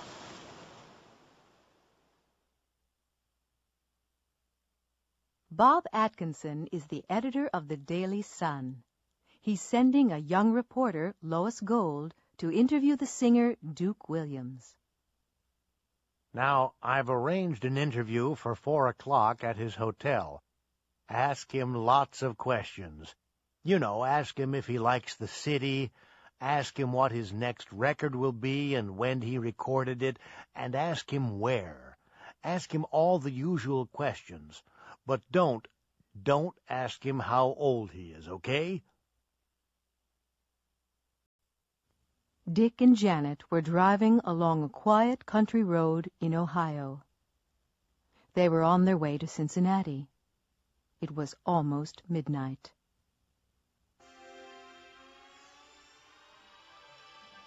Dick, look over there. There's something in the sky. What is it? I don't know what it is. It's probably a plane. I don't think so. It's too big and too bright. You've seen too many movies, Janet. Oh, no. What's the matter? The engine just died. What's happened to it? Well, I don't know what happened. We'll have to find a service station. There's one in the next town. Great, but I don't know if it's open. It's really late. Suddenly, there was a loud noise, and a big, bright silver object flew low over their car. It stopped in midair, turned around, and flew back over their car. Then it went straight up into the sky and disappeared. Wow! What was that? Huh? Don't ask me. I have no idea what it was. Phew. Let's go. We can't. The car won't start. Try it again. That's strange. It's okay now. I wonder why it wasn't working. Do you think it was a UFO? I don't know. I really don't. We should call the police. Do you think they'll believe us? One night, Sarah Garcia, an elderly widow, was walking down a dark street in Philadelphia. She was carrying her purse in one hand and a shopping bag in the other. There was nobody else on the street except two young men. They were standing in a dark doorway. One of them was very tall with light hair. The other was short and fat with a beard and mustache. The two men waited for a few seconds, and then ran quickly and quietly toward Mrs. Garcia. The tall man held her from behind, while the other one tried to snatch her purse. Suddenly, Mrs. Garcia threw the tall one over her shoulder. He crashed into the other man, and they both landed on the ground. Without speaking, Mrs. Garcia hit both of them on the head with her purse and walked calmly away. The two surprised young men were still sitting on the ground when Mrs. Garcia crossed the street toward a door with a bright sign above it. Mrs. Garcia paused, turned around, smiled at them, and walked into the Philadelphia Judo Club. Adrian! Adrian! What? Adrian, come on. It's almost 7 o'clock. Your breakfast's getting cold. All right. I'll be downstairs in a minute. Adrian, you haven't shaved. I know. I'll do it before I go to school. Well, don't forget. And you need a haircut. All right. I'll make an appointment after I finish school. And don't forget, write and thank your grandmother for your birthday present. Yeah, I'll do that when I get time. You'll do it when you get home from school. What about my homework? And I'm going out tonight. You'll do your assignment and write the letter before you go out. Where are you going anyway? Just out. Who with? A friend. Which friend? Just a friend from school. What's her name? Susie. She's in my math class. Well, I'll be out when you get home. You won't go out until your father gets home, will you? He forgot his keys. He left them on the table. Not again. What time will he be home? About 7:15. Why? Oh, no. I'm meeting Susie at 7:30. Well, you'll have to go as soon as he gets home. She'll wait. Will she? You don't know Susie. Maternity unit. Mr. Diaz is in the maternity unit. His wife's going to have a baby. Hello. You're Mr. Diaz, aren't you? Have you been waiting long? Not really. Is there any news? Not yet. We'll tell you as soon as there is. Have you thought of any names for the baby? Oh, yes. If it's a girl, we'll call her Lucia. And if it's a boy, we'll call him Francisco. Operating room. David Foster has had a serious accident. His wife's outside the operating room now. Mrs. Foster, I'm Dr. Yamamura. Oh, doctor, how is he? Well, I'm afraid we'll have to operate. Oh, no. He's always been afraid of operations. Don't worry. If we operate now, he'll be all right. Oh, doctor, do you really have to? I'm afraid so. He's lost a lot of blood. If we don't operate, he'll die. East Wing. Ms. Wright has just arrived at the hospital. She's going to have a minor operation tomorrow. This is your bed, Ms. Wright. Oh, thank you, nurse. Now, get undressed and get into bed. There's a buzzer on the night table. If you press the button, someone will come right away. Oh, I'm sure I won't need anything. Well, don't forget, if you need anything, just press the button. Emergency room. Oh, how did this happen? He was playing soldier and he put the pot over his head. Now it's stuck. Have you tried to get it off? No, I'm afraid of hurting him. Yes. If we pull too hard, we'll hurt him. What are you going to do? Well, if I don't get it off, he won't be able to eat. Oh, no. I'm only joking. If I put some soap on his head, it'll come off easily. Lee, you can't park here. There's a fire hydrant. Oh, we'll be back in a few minutes. It's okay. Oh, no, it isn't. You'll get a parking ticket if you leave it here. No, I won't. It's 5:30. All the traffic cops have gone home. Oh, Lee. Yes? Is this your car, buddy?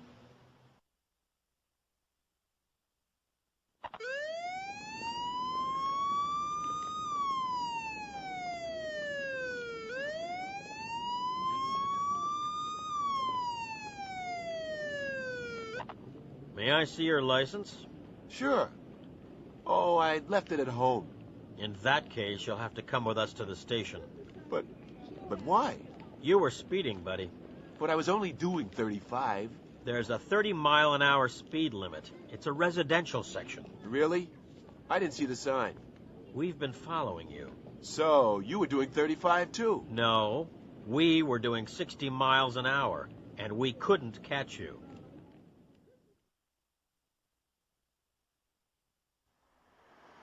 Hello, Turnpike Service Station. Hi. I don't know if you can help me. My car's broken down. We have 24-hour service. Where are you? I'm on US 31, just south of Hopeville. My car's just past the Lone Star Cafe. It's a blue Chrysler LeBaron. Do you know what's wrong with it? I have no idea, but it won't start. I'll send a mechanic out to you. She'll be there in about 15 minutes. Glory Inn, Atlanta. Hi, this is Zoot Lambert, the manager of Titanium. You know, the band. I want... Please hold, Mr. Lambert. I'm putting you through to the reservations manager. But... Mr. Lambert, this is Lauren Perry, the hotel manager. Oh, yeah? Well, I need 5 rooms for Friday night. That's the 15th. I want the best rooms in the hotel. Sorry, I'm afraid I cannot accept your reservation. Now, look, we always stay at the Glory Inn. I know that, sir. Last time you were here, we had a number of complaints from other guests. You mean they don't like long-haired rock musicians? That's not the problem, sir. The band used bad language in the coffee shop and threw 2 TV sets into the pool. Yeah. Well, they'll be more careful this time. I'm afraid that's not all, sir. You haven't paid the account for the last time yet. I'll put a check in the mail. Please do. So, what about our reservation for Friday? I'll answer that very simply, sir. No way!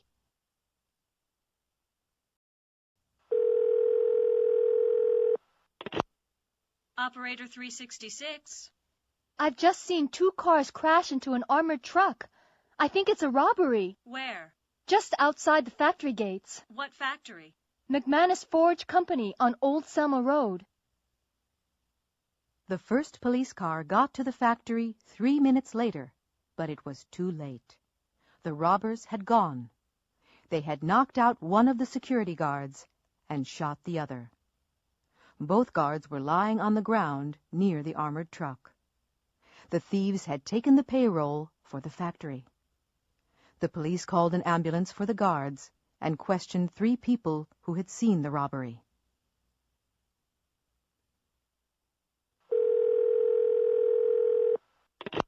Operator 217. I want to report a fire. Where is it? The Pexico service station on Hudson Street. Come quickly. Yes, a fire engine will be there in a few minutes. The fire engine got to the service station just in time. The convenience store in the station was burning. Fortunately, The fire hadn't reached the gas pumps and hadn't spread to the neighboring buildings. The firefighters were able to put it out quickly. The fire had started in the office. Someone had thrown a lit cigarette into a waste paper basket.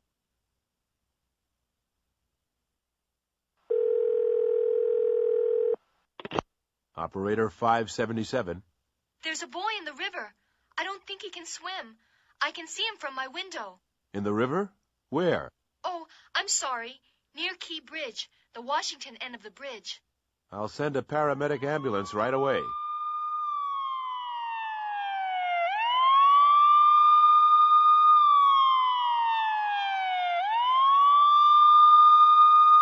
When the paramedic ambulance got there, the boy was lying on the ground.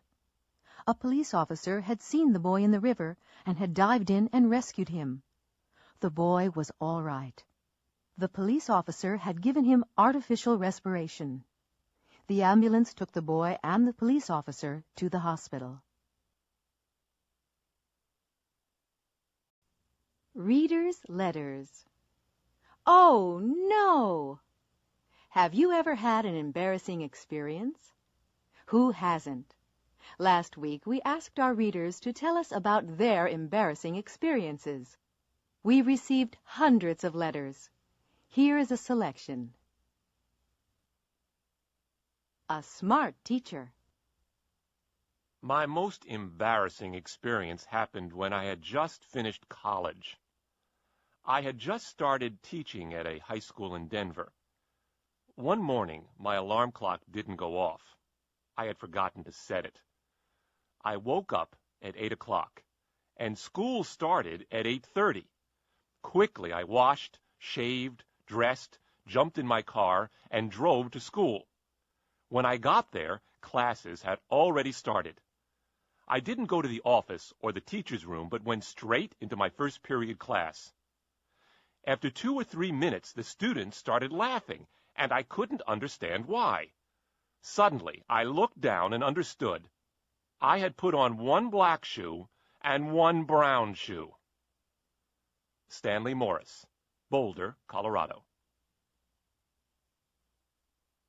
Hand in Hand. The most embarrassing experience I've ever had happened 2 years ago. My wife and I had driven into New York to do some shopping. The streets were very crowded, and we were holding hands.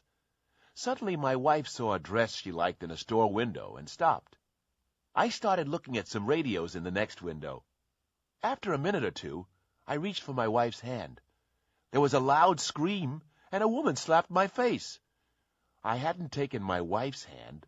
I had taken the hand of a complete stranger. Gary Hall, Paramus, New Jersey. A parking problem.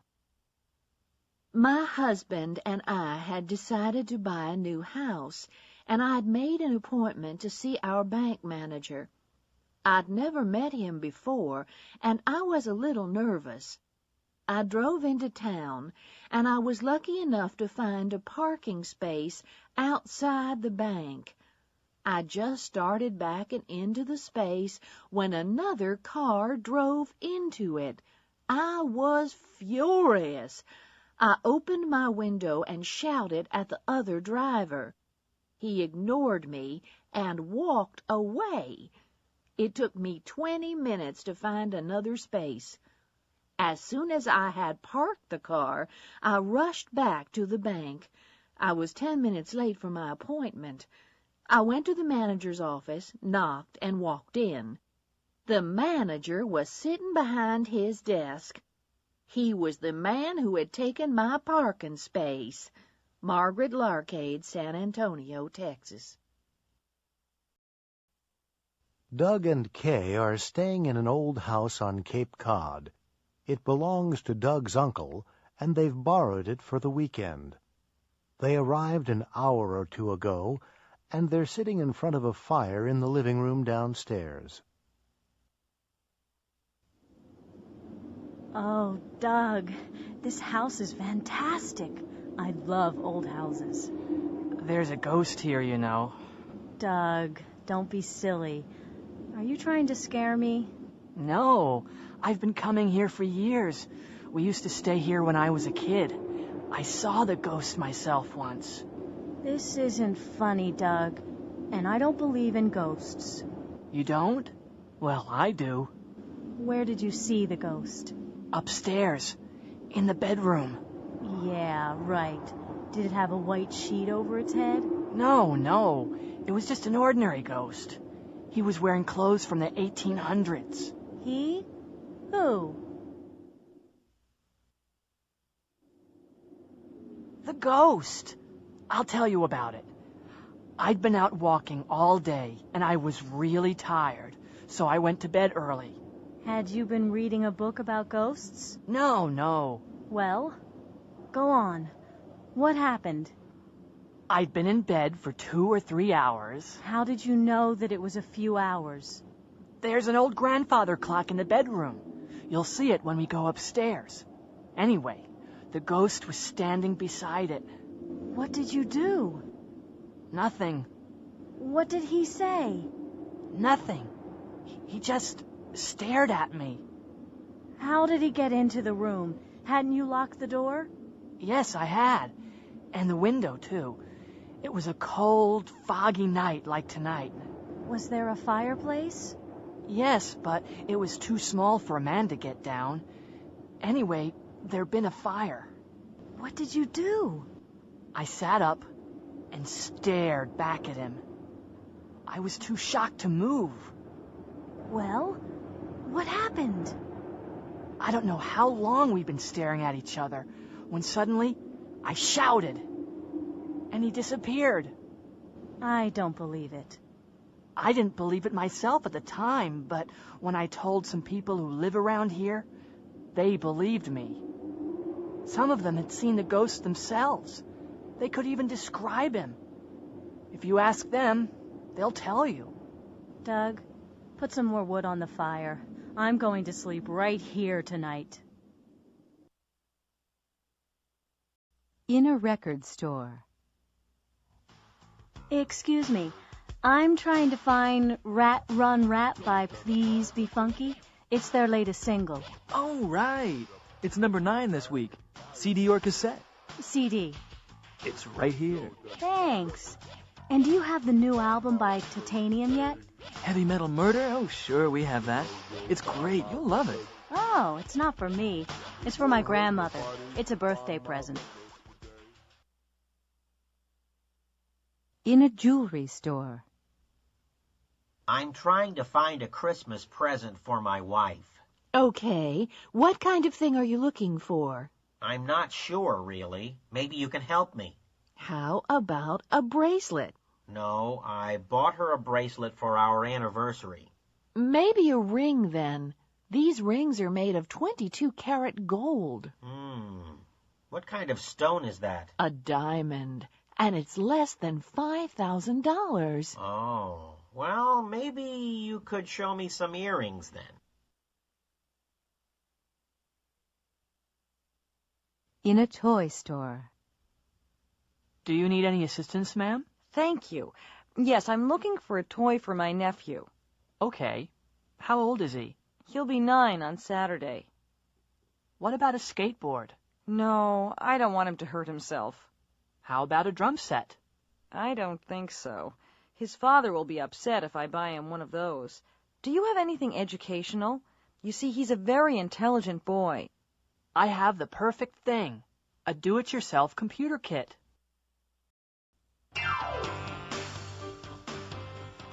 Good evening. I'm Jesse Carson. Welcome to Double Your Cash. Our first contestant tonight is Dawn Sikorsky from Lincoln, Nebraska. How are you doing, Dawn? I'm doing fine, Jesse. What do you do, Dawn? I'm a librarian. And were you born in Lincoln? No, I wasn't. I was born in Omaha. Okay. Now the first question is for $100. Are you ready? Sure. Where are Ferrari cars made? Are they made in Spain? Are they made in France? Or are they made in Italy? That's easy. Italy. Correct. That's great, Dawn. Okay, Dawn.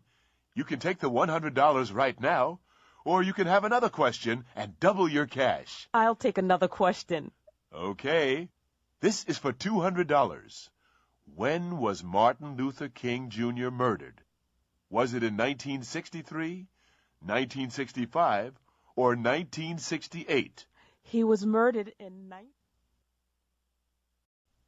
Donna Wu is looking for a new house. She's with the realtor now. Well, Ms. Wu, this is the house that I told you about. 341 Sun Lake Drive. The owners are away, but I have the keys. When was it built? It was built in 1936. Who built it? I have no idea. Is it important? No, I guess not. Is that a new roof? It looks new. It's pretty new. It was put on 2 years ago. It's in very good condition. The previous owner was a builder. I'm worried about the electrical wiring. Has it been rewired? Yes, it has. Oh? When was that done? 5 years ago. It's been completely renovated. New central heating and air conditioning have been put in, and a new garage has been built. Oh? When was that done? The garage? Last year, I think. It's a very solid house. It's built of brick with a tiled roof. I have a little boy in elementary school. Does a school bus pass by here? Yes, right here on Sun Lake Drive. The children are picked up at 8 o'clock and they're brought home by 3:30. It's really not expensive. I've seen a lot of similar houses, and they're more expensive. Oh, yes. It's a real bargain. Are there any plans for new construction in this area? Excuse me? New construction? Well, yes, a new hospital is going to be built about 6 blocks north of here. Anything else? Well, a new interstate highway will be built next year. You'll be able to get to the city in half the time. Where exactly will the interstate be built? It'll be built just down the street. Sun Lake Drive has been chosen as the main exit for the city. It'll be interesting. You'll be able to watch the traffic.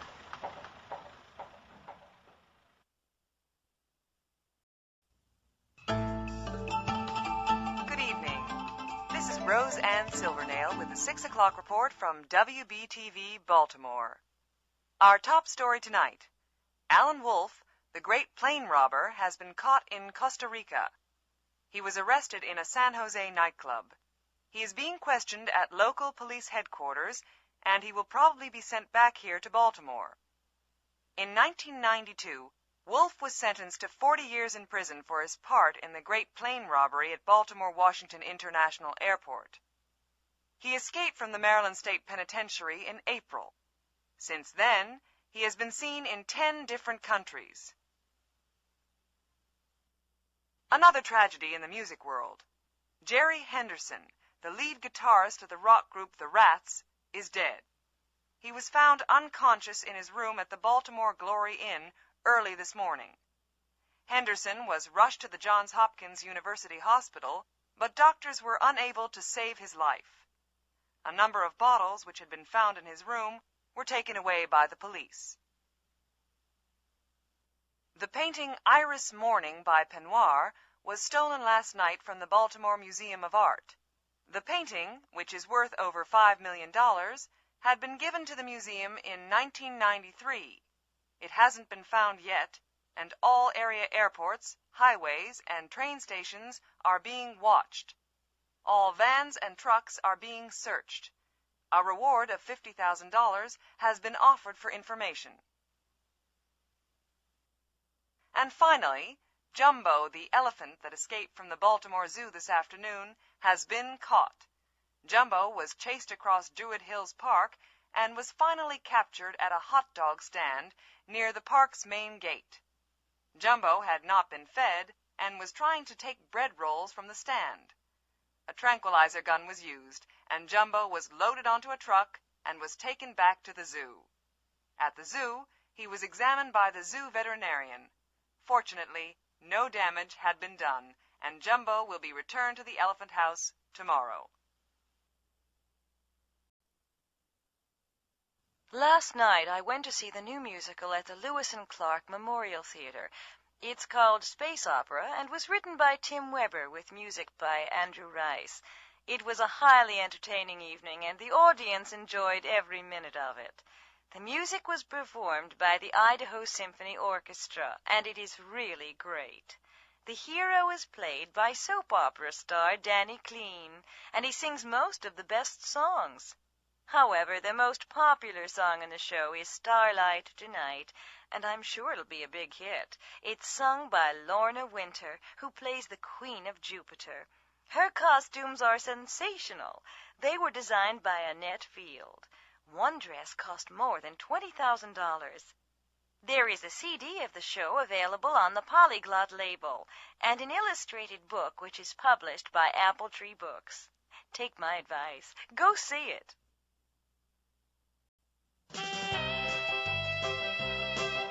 When Elvis Presley died on August 16, 1977, radio and television programs all over the world were interrupted to give the news of his death.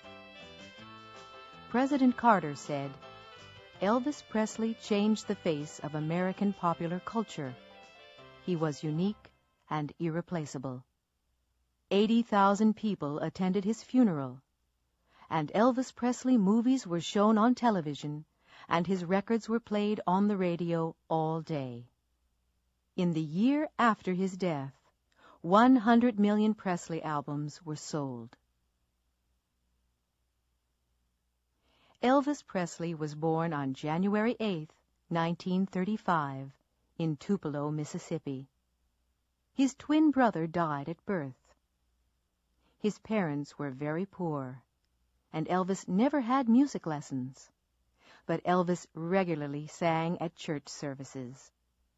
In 1948, when he was 13, his family moved to Memphis, Tennessee. Elvis left school in 1953 and got a job as a truck driver.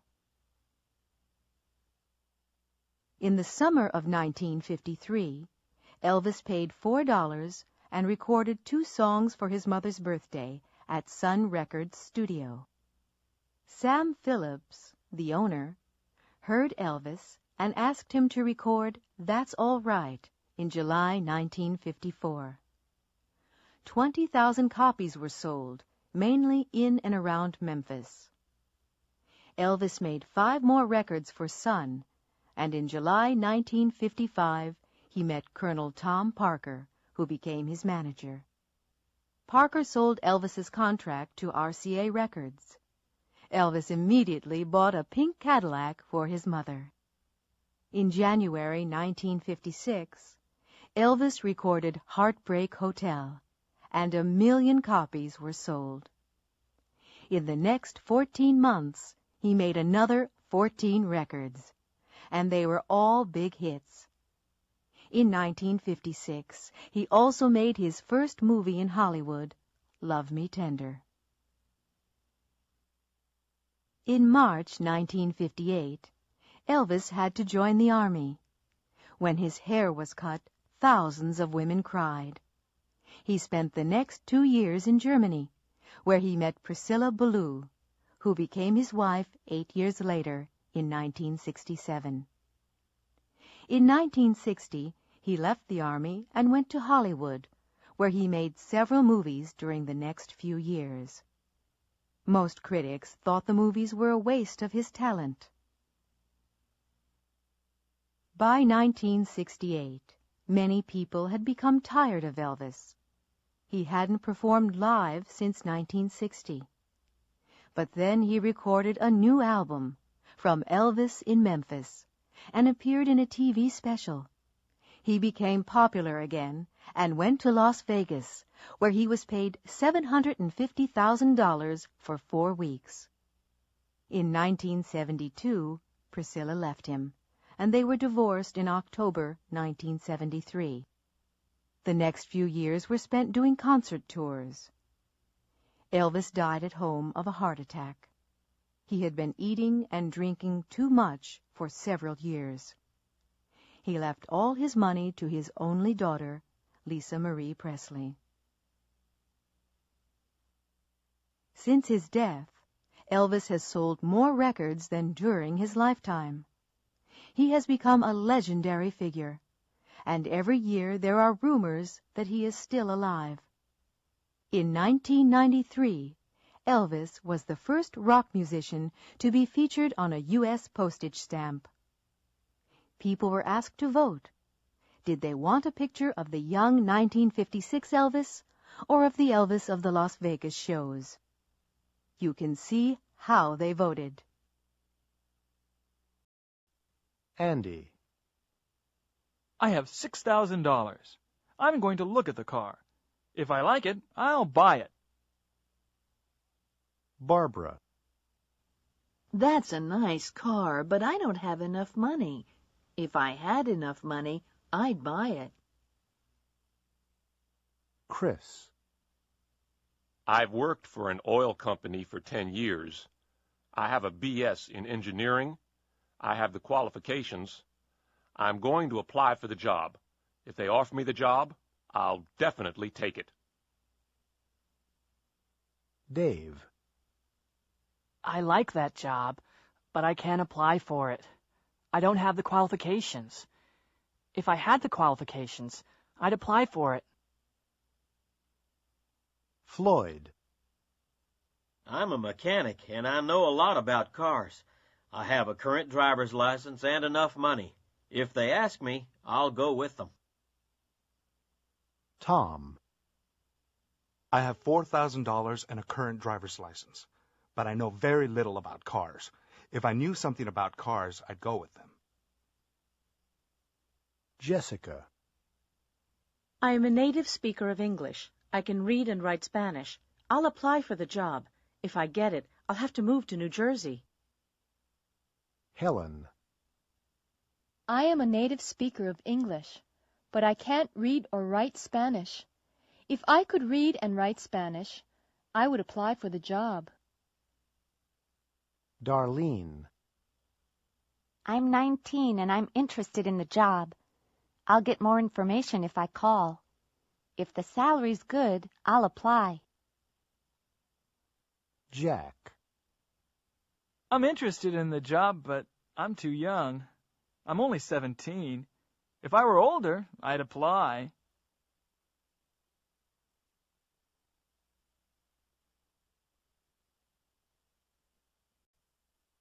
Are you hungry? Yeah, I didn't have much for breakfast. Do you feel like a hamburger? Okay, I'll have a big Greg, but no fries for me. Anything to drink? You've been here before. What are the shakes like? Not bad. I'm getting one. Okay, I'll have a strawberry shake.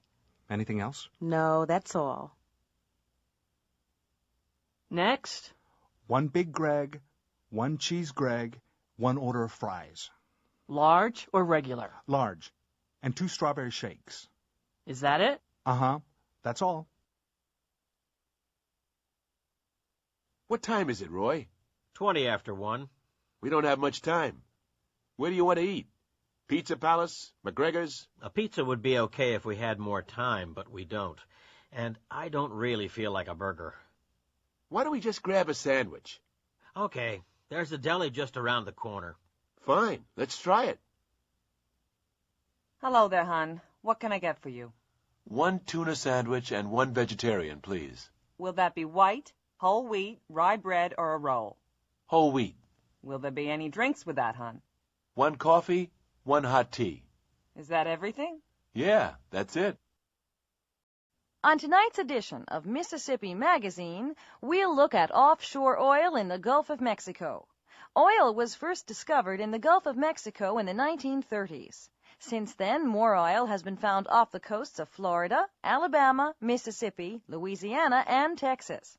More money is being brought into the state of Mississippi from offshore drilling leases.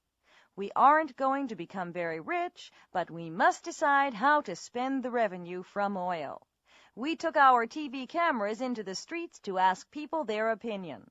Our question was, if you were the governor of Mississippi, what would you do with the money? Well, of course I'm not the governor, but if I were, I'd spend the money on more hospitals and schools. We need more doctors, nurses, and teachers. We don't have enough good teachers.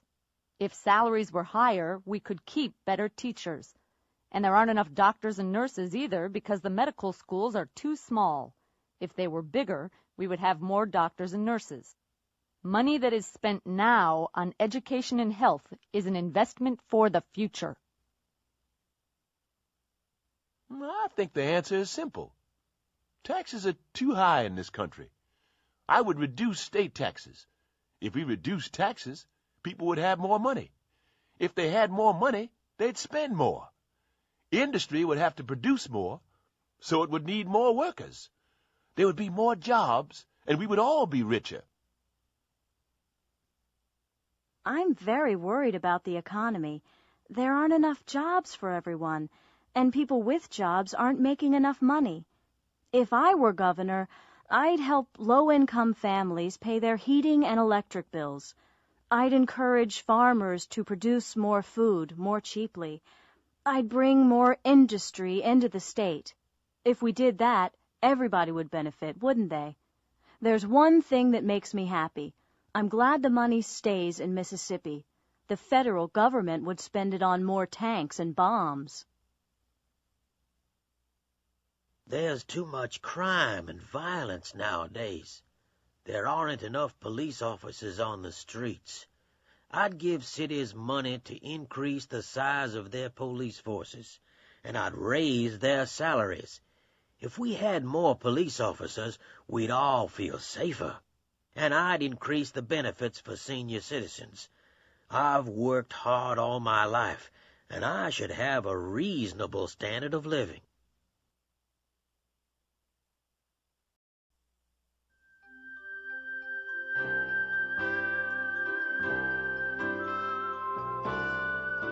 These are the voyages of the Starship Interface.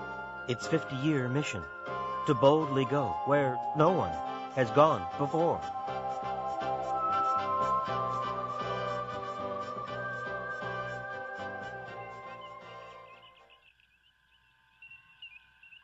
Nothing's happened for years. I'm bored. Captain Kurt, there's a planet on the screen. Look. What's that, Mr. Pseudo? It looks like a Crinkline spaceship. The planet will be destroyed. The Crinklines destroy everything. They must be stopped. What are we going to do, Mr. Schlock? You know Starfleet regulations, Captain. We can observe, but we cannot interfere. Nothing can be done. Pictures from the planet's surface are being received now, Captain. The Crinklines are preparing an attack, Captain. Well, something has to be done. We're going down there. Schlock, Uhulu, come with me. You shouldn't go, Captain. You might be killed.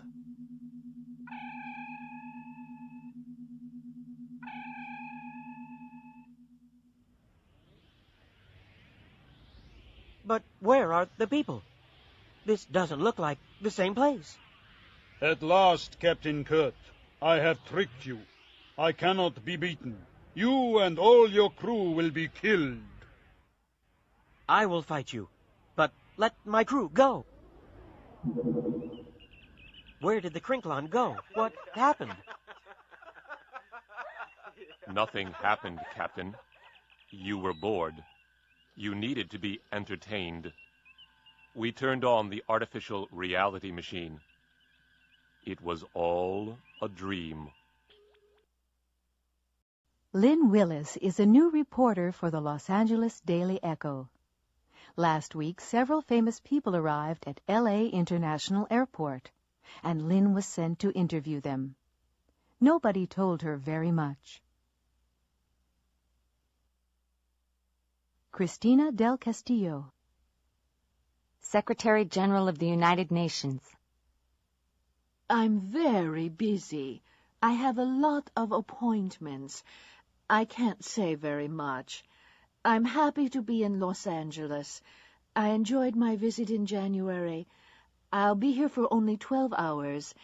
I'm going to meet the governor. I have no other comments. Lynn's report. Cristina del Castillo visited California yesterday. She arrived at 10 a.m., and we asked her to comment on the international situation. She just made a brief statement. She said that she was very busy and that she had a lot of appointments. She said she couldn't say very much, but she said that she was happy to be here and that she had enjoyed her visit in January. She said she would be here for only 12 hours and that she was going to meet the governor. She said she had no other comments. Ivan Neistat, European movie director. I like newspaper reporters, but I don't have time to say much. Just that I'm working at Global Studios in Hollywood. I haven't worked in Hollywood before. I've heard bad things about Hollywood movies in the past, but I can work with the people at Global. It's the best studio in the world, and I'm the greatest director in the world. My new movie will cost $80 million. Lynn's report. Academy Award winner Ivan Neistat arrived in L.A. yesterday. Ivan was in a hurry. He said he liked newspaper reporters, but that he didn't have time to say much. He said that he was working at Global Studios in Hollywood. Ivan said that he hadn't worked in Hollywood before, and that he had heard bad things about Hollywood movies in the past. He said that he could work with the people at Global. He said that it was the best studio in the world, and that he was the greatest director. He also said that his new movie would cost $80 million. Hey, Marta, have you finished the exam? Yes, I have. Whew. Was it hard? Well, yes, it was pretty hard. Did you pass? I don't know. Miss Nadler didn't tell me. What questions did she ask? First, she asked me what my name was. That was pretty easy, wasn't it? Yes, except I couldn't remember. Then she asked me where I came from and how long I'd been studying here at the Institute. And what else did she ask? She asked when I had begun taking English, and she asked how I would use English in the future. Yes, go on. Then she asked me if I liked the Institute and if I lived with my parents. Anything else? I'm trying to remember, Stefan. Oh, yes, she asked if I spoke any other languages. Is that all? Let's see. Well, she asked me what my hobbies were, and she asked me to tell her about them. Then she gave me a picture and asked me to describe it. Then I was asked to read a passage out loud. What did she say at the end? Oh, yes. She asked me to tell you to go in right away.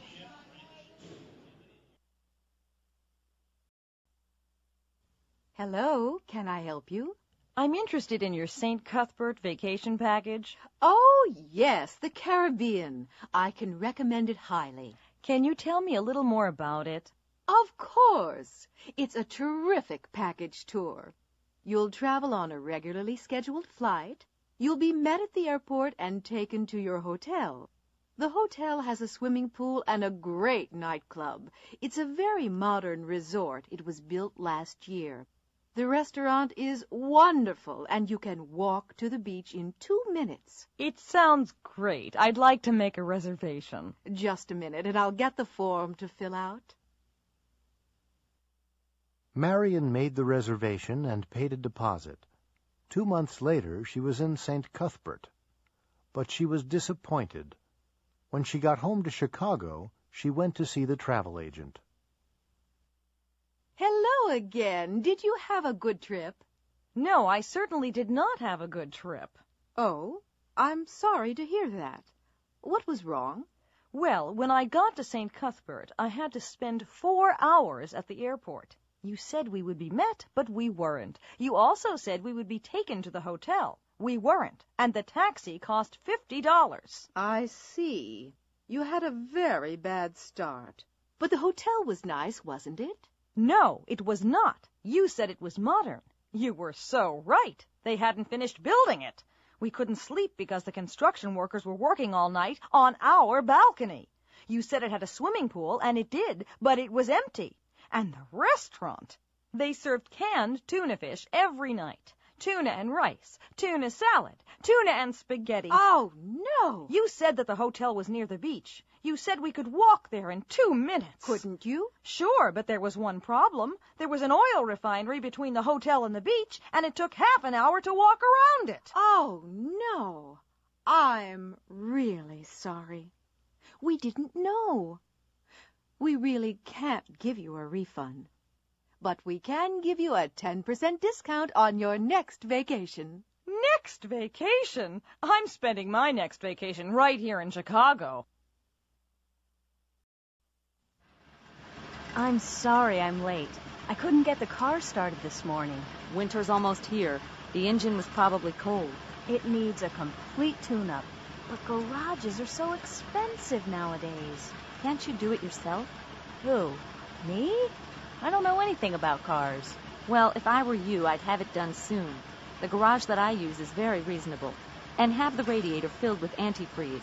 They say it's going to be a cold winter.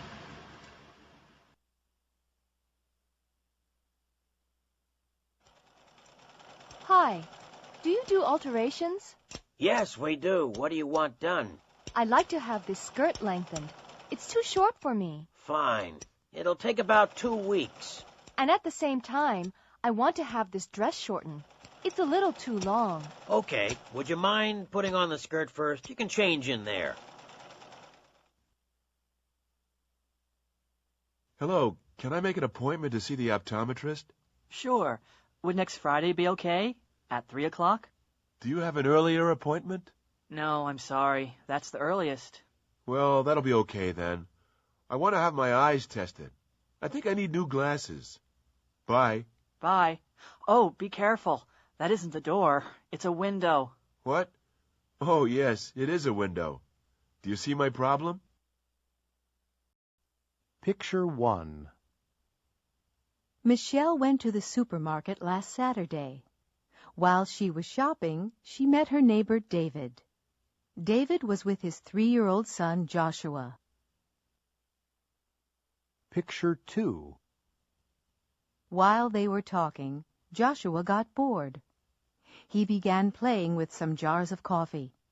He took a jar from the shelf. It was very heavy. He put the jar into Michelle's shopping bag. She didn't notice. Picture 3. As Michelle was leaving the supermarket, a store detective stopped her. She took the jar of coffee from Michelle's bag. Picture 4. The manager was very angry. There had been a lot of trouble with shoplifters recently.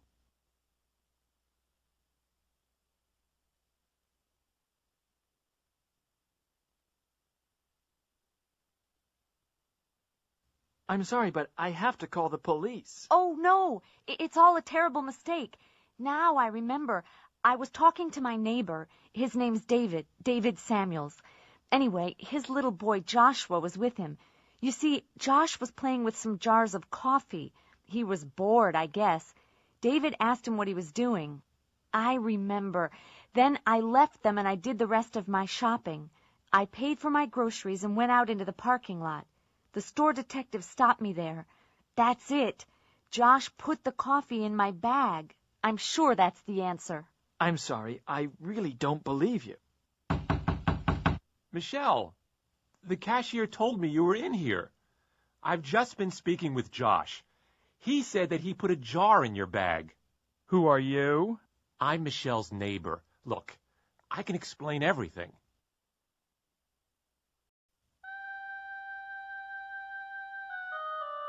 Once upon a time, there was a rich caliph in Baghdad.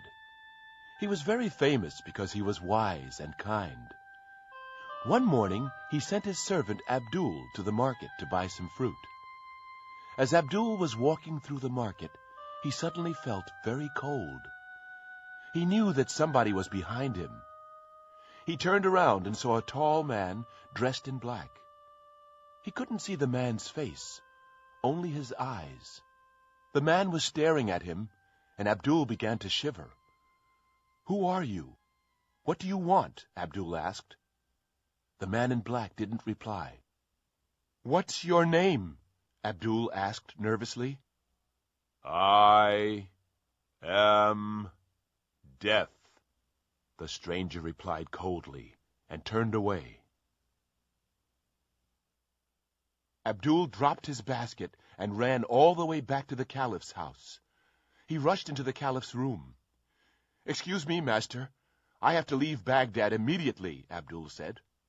"But why? What's happened?" the Caliph asked. "I just met Death in the market," Abdul replied. "Are you sure?" asked the Caliph.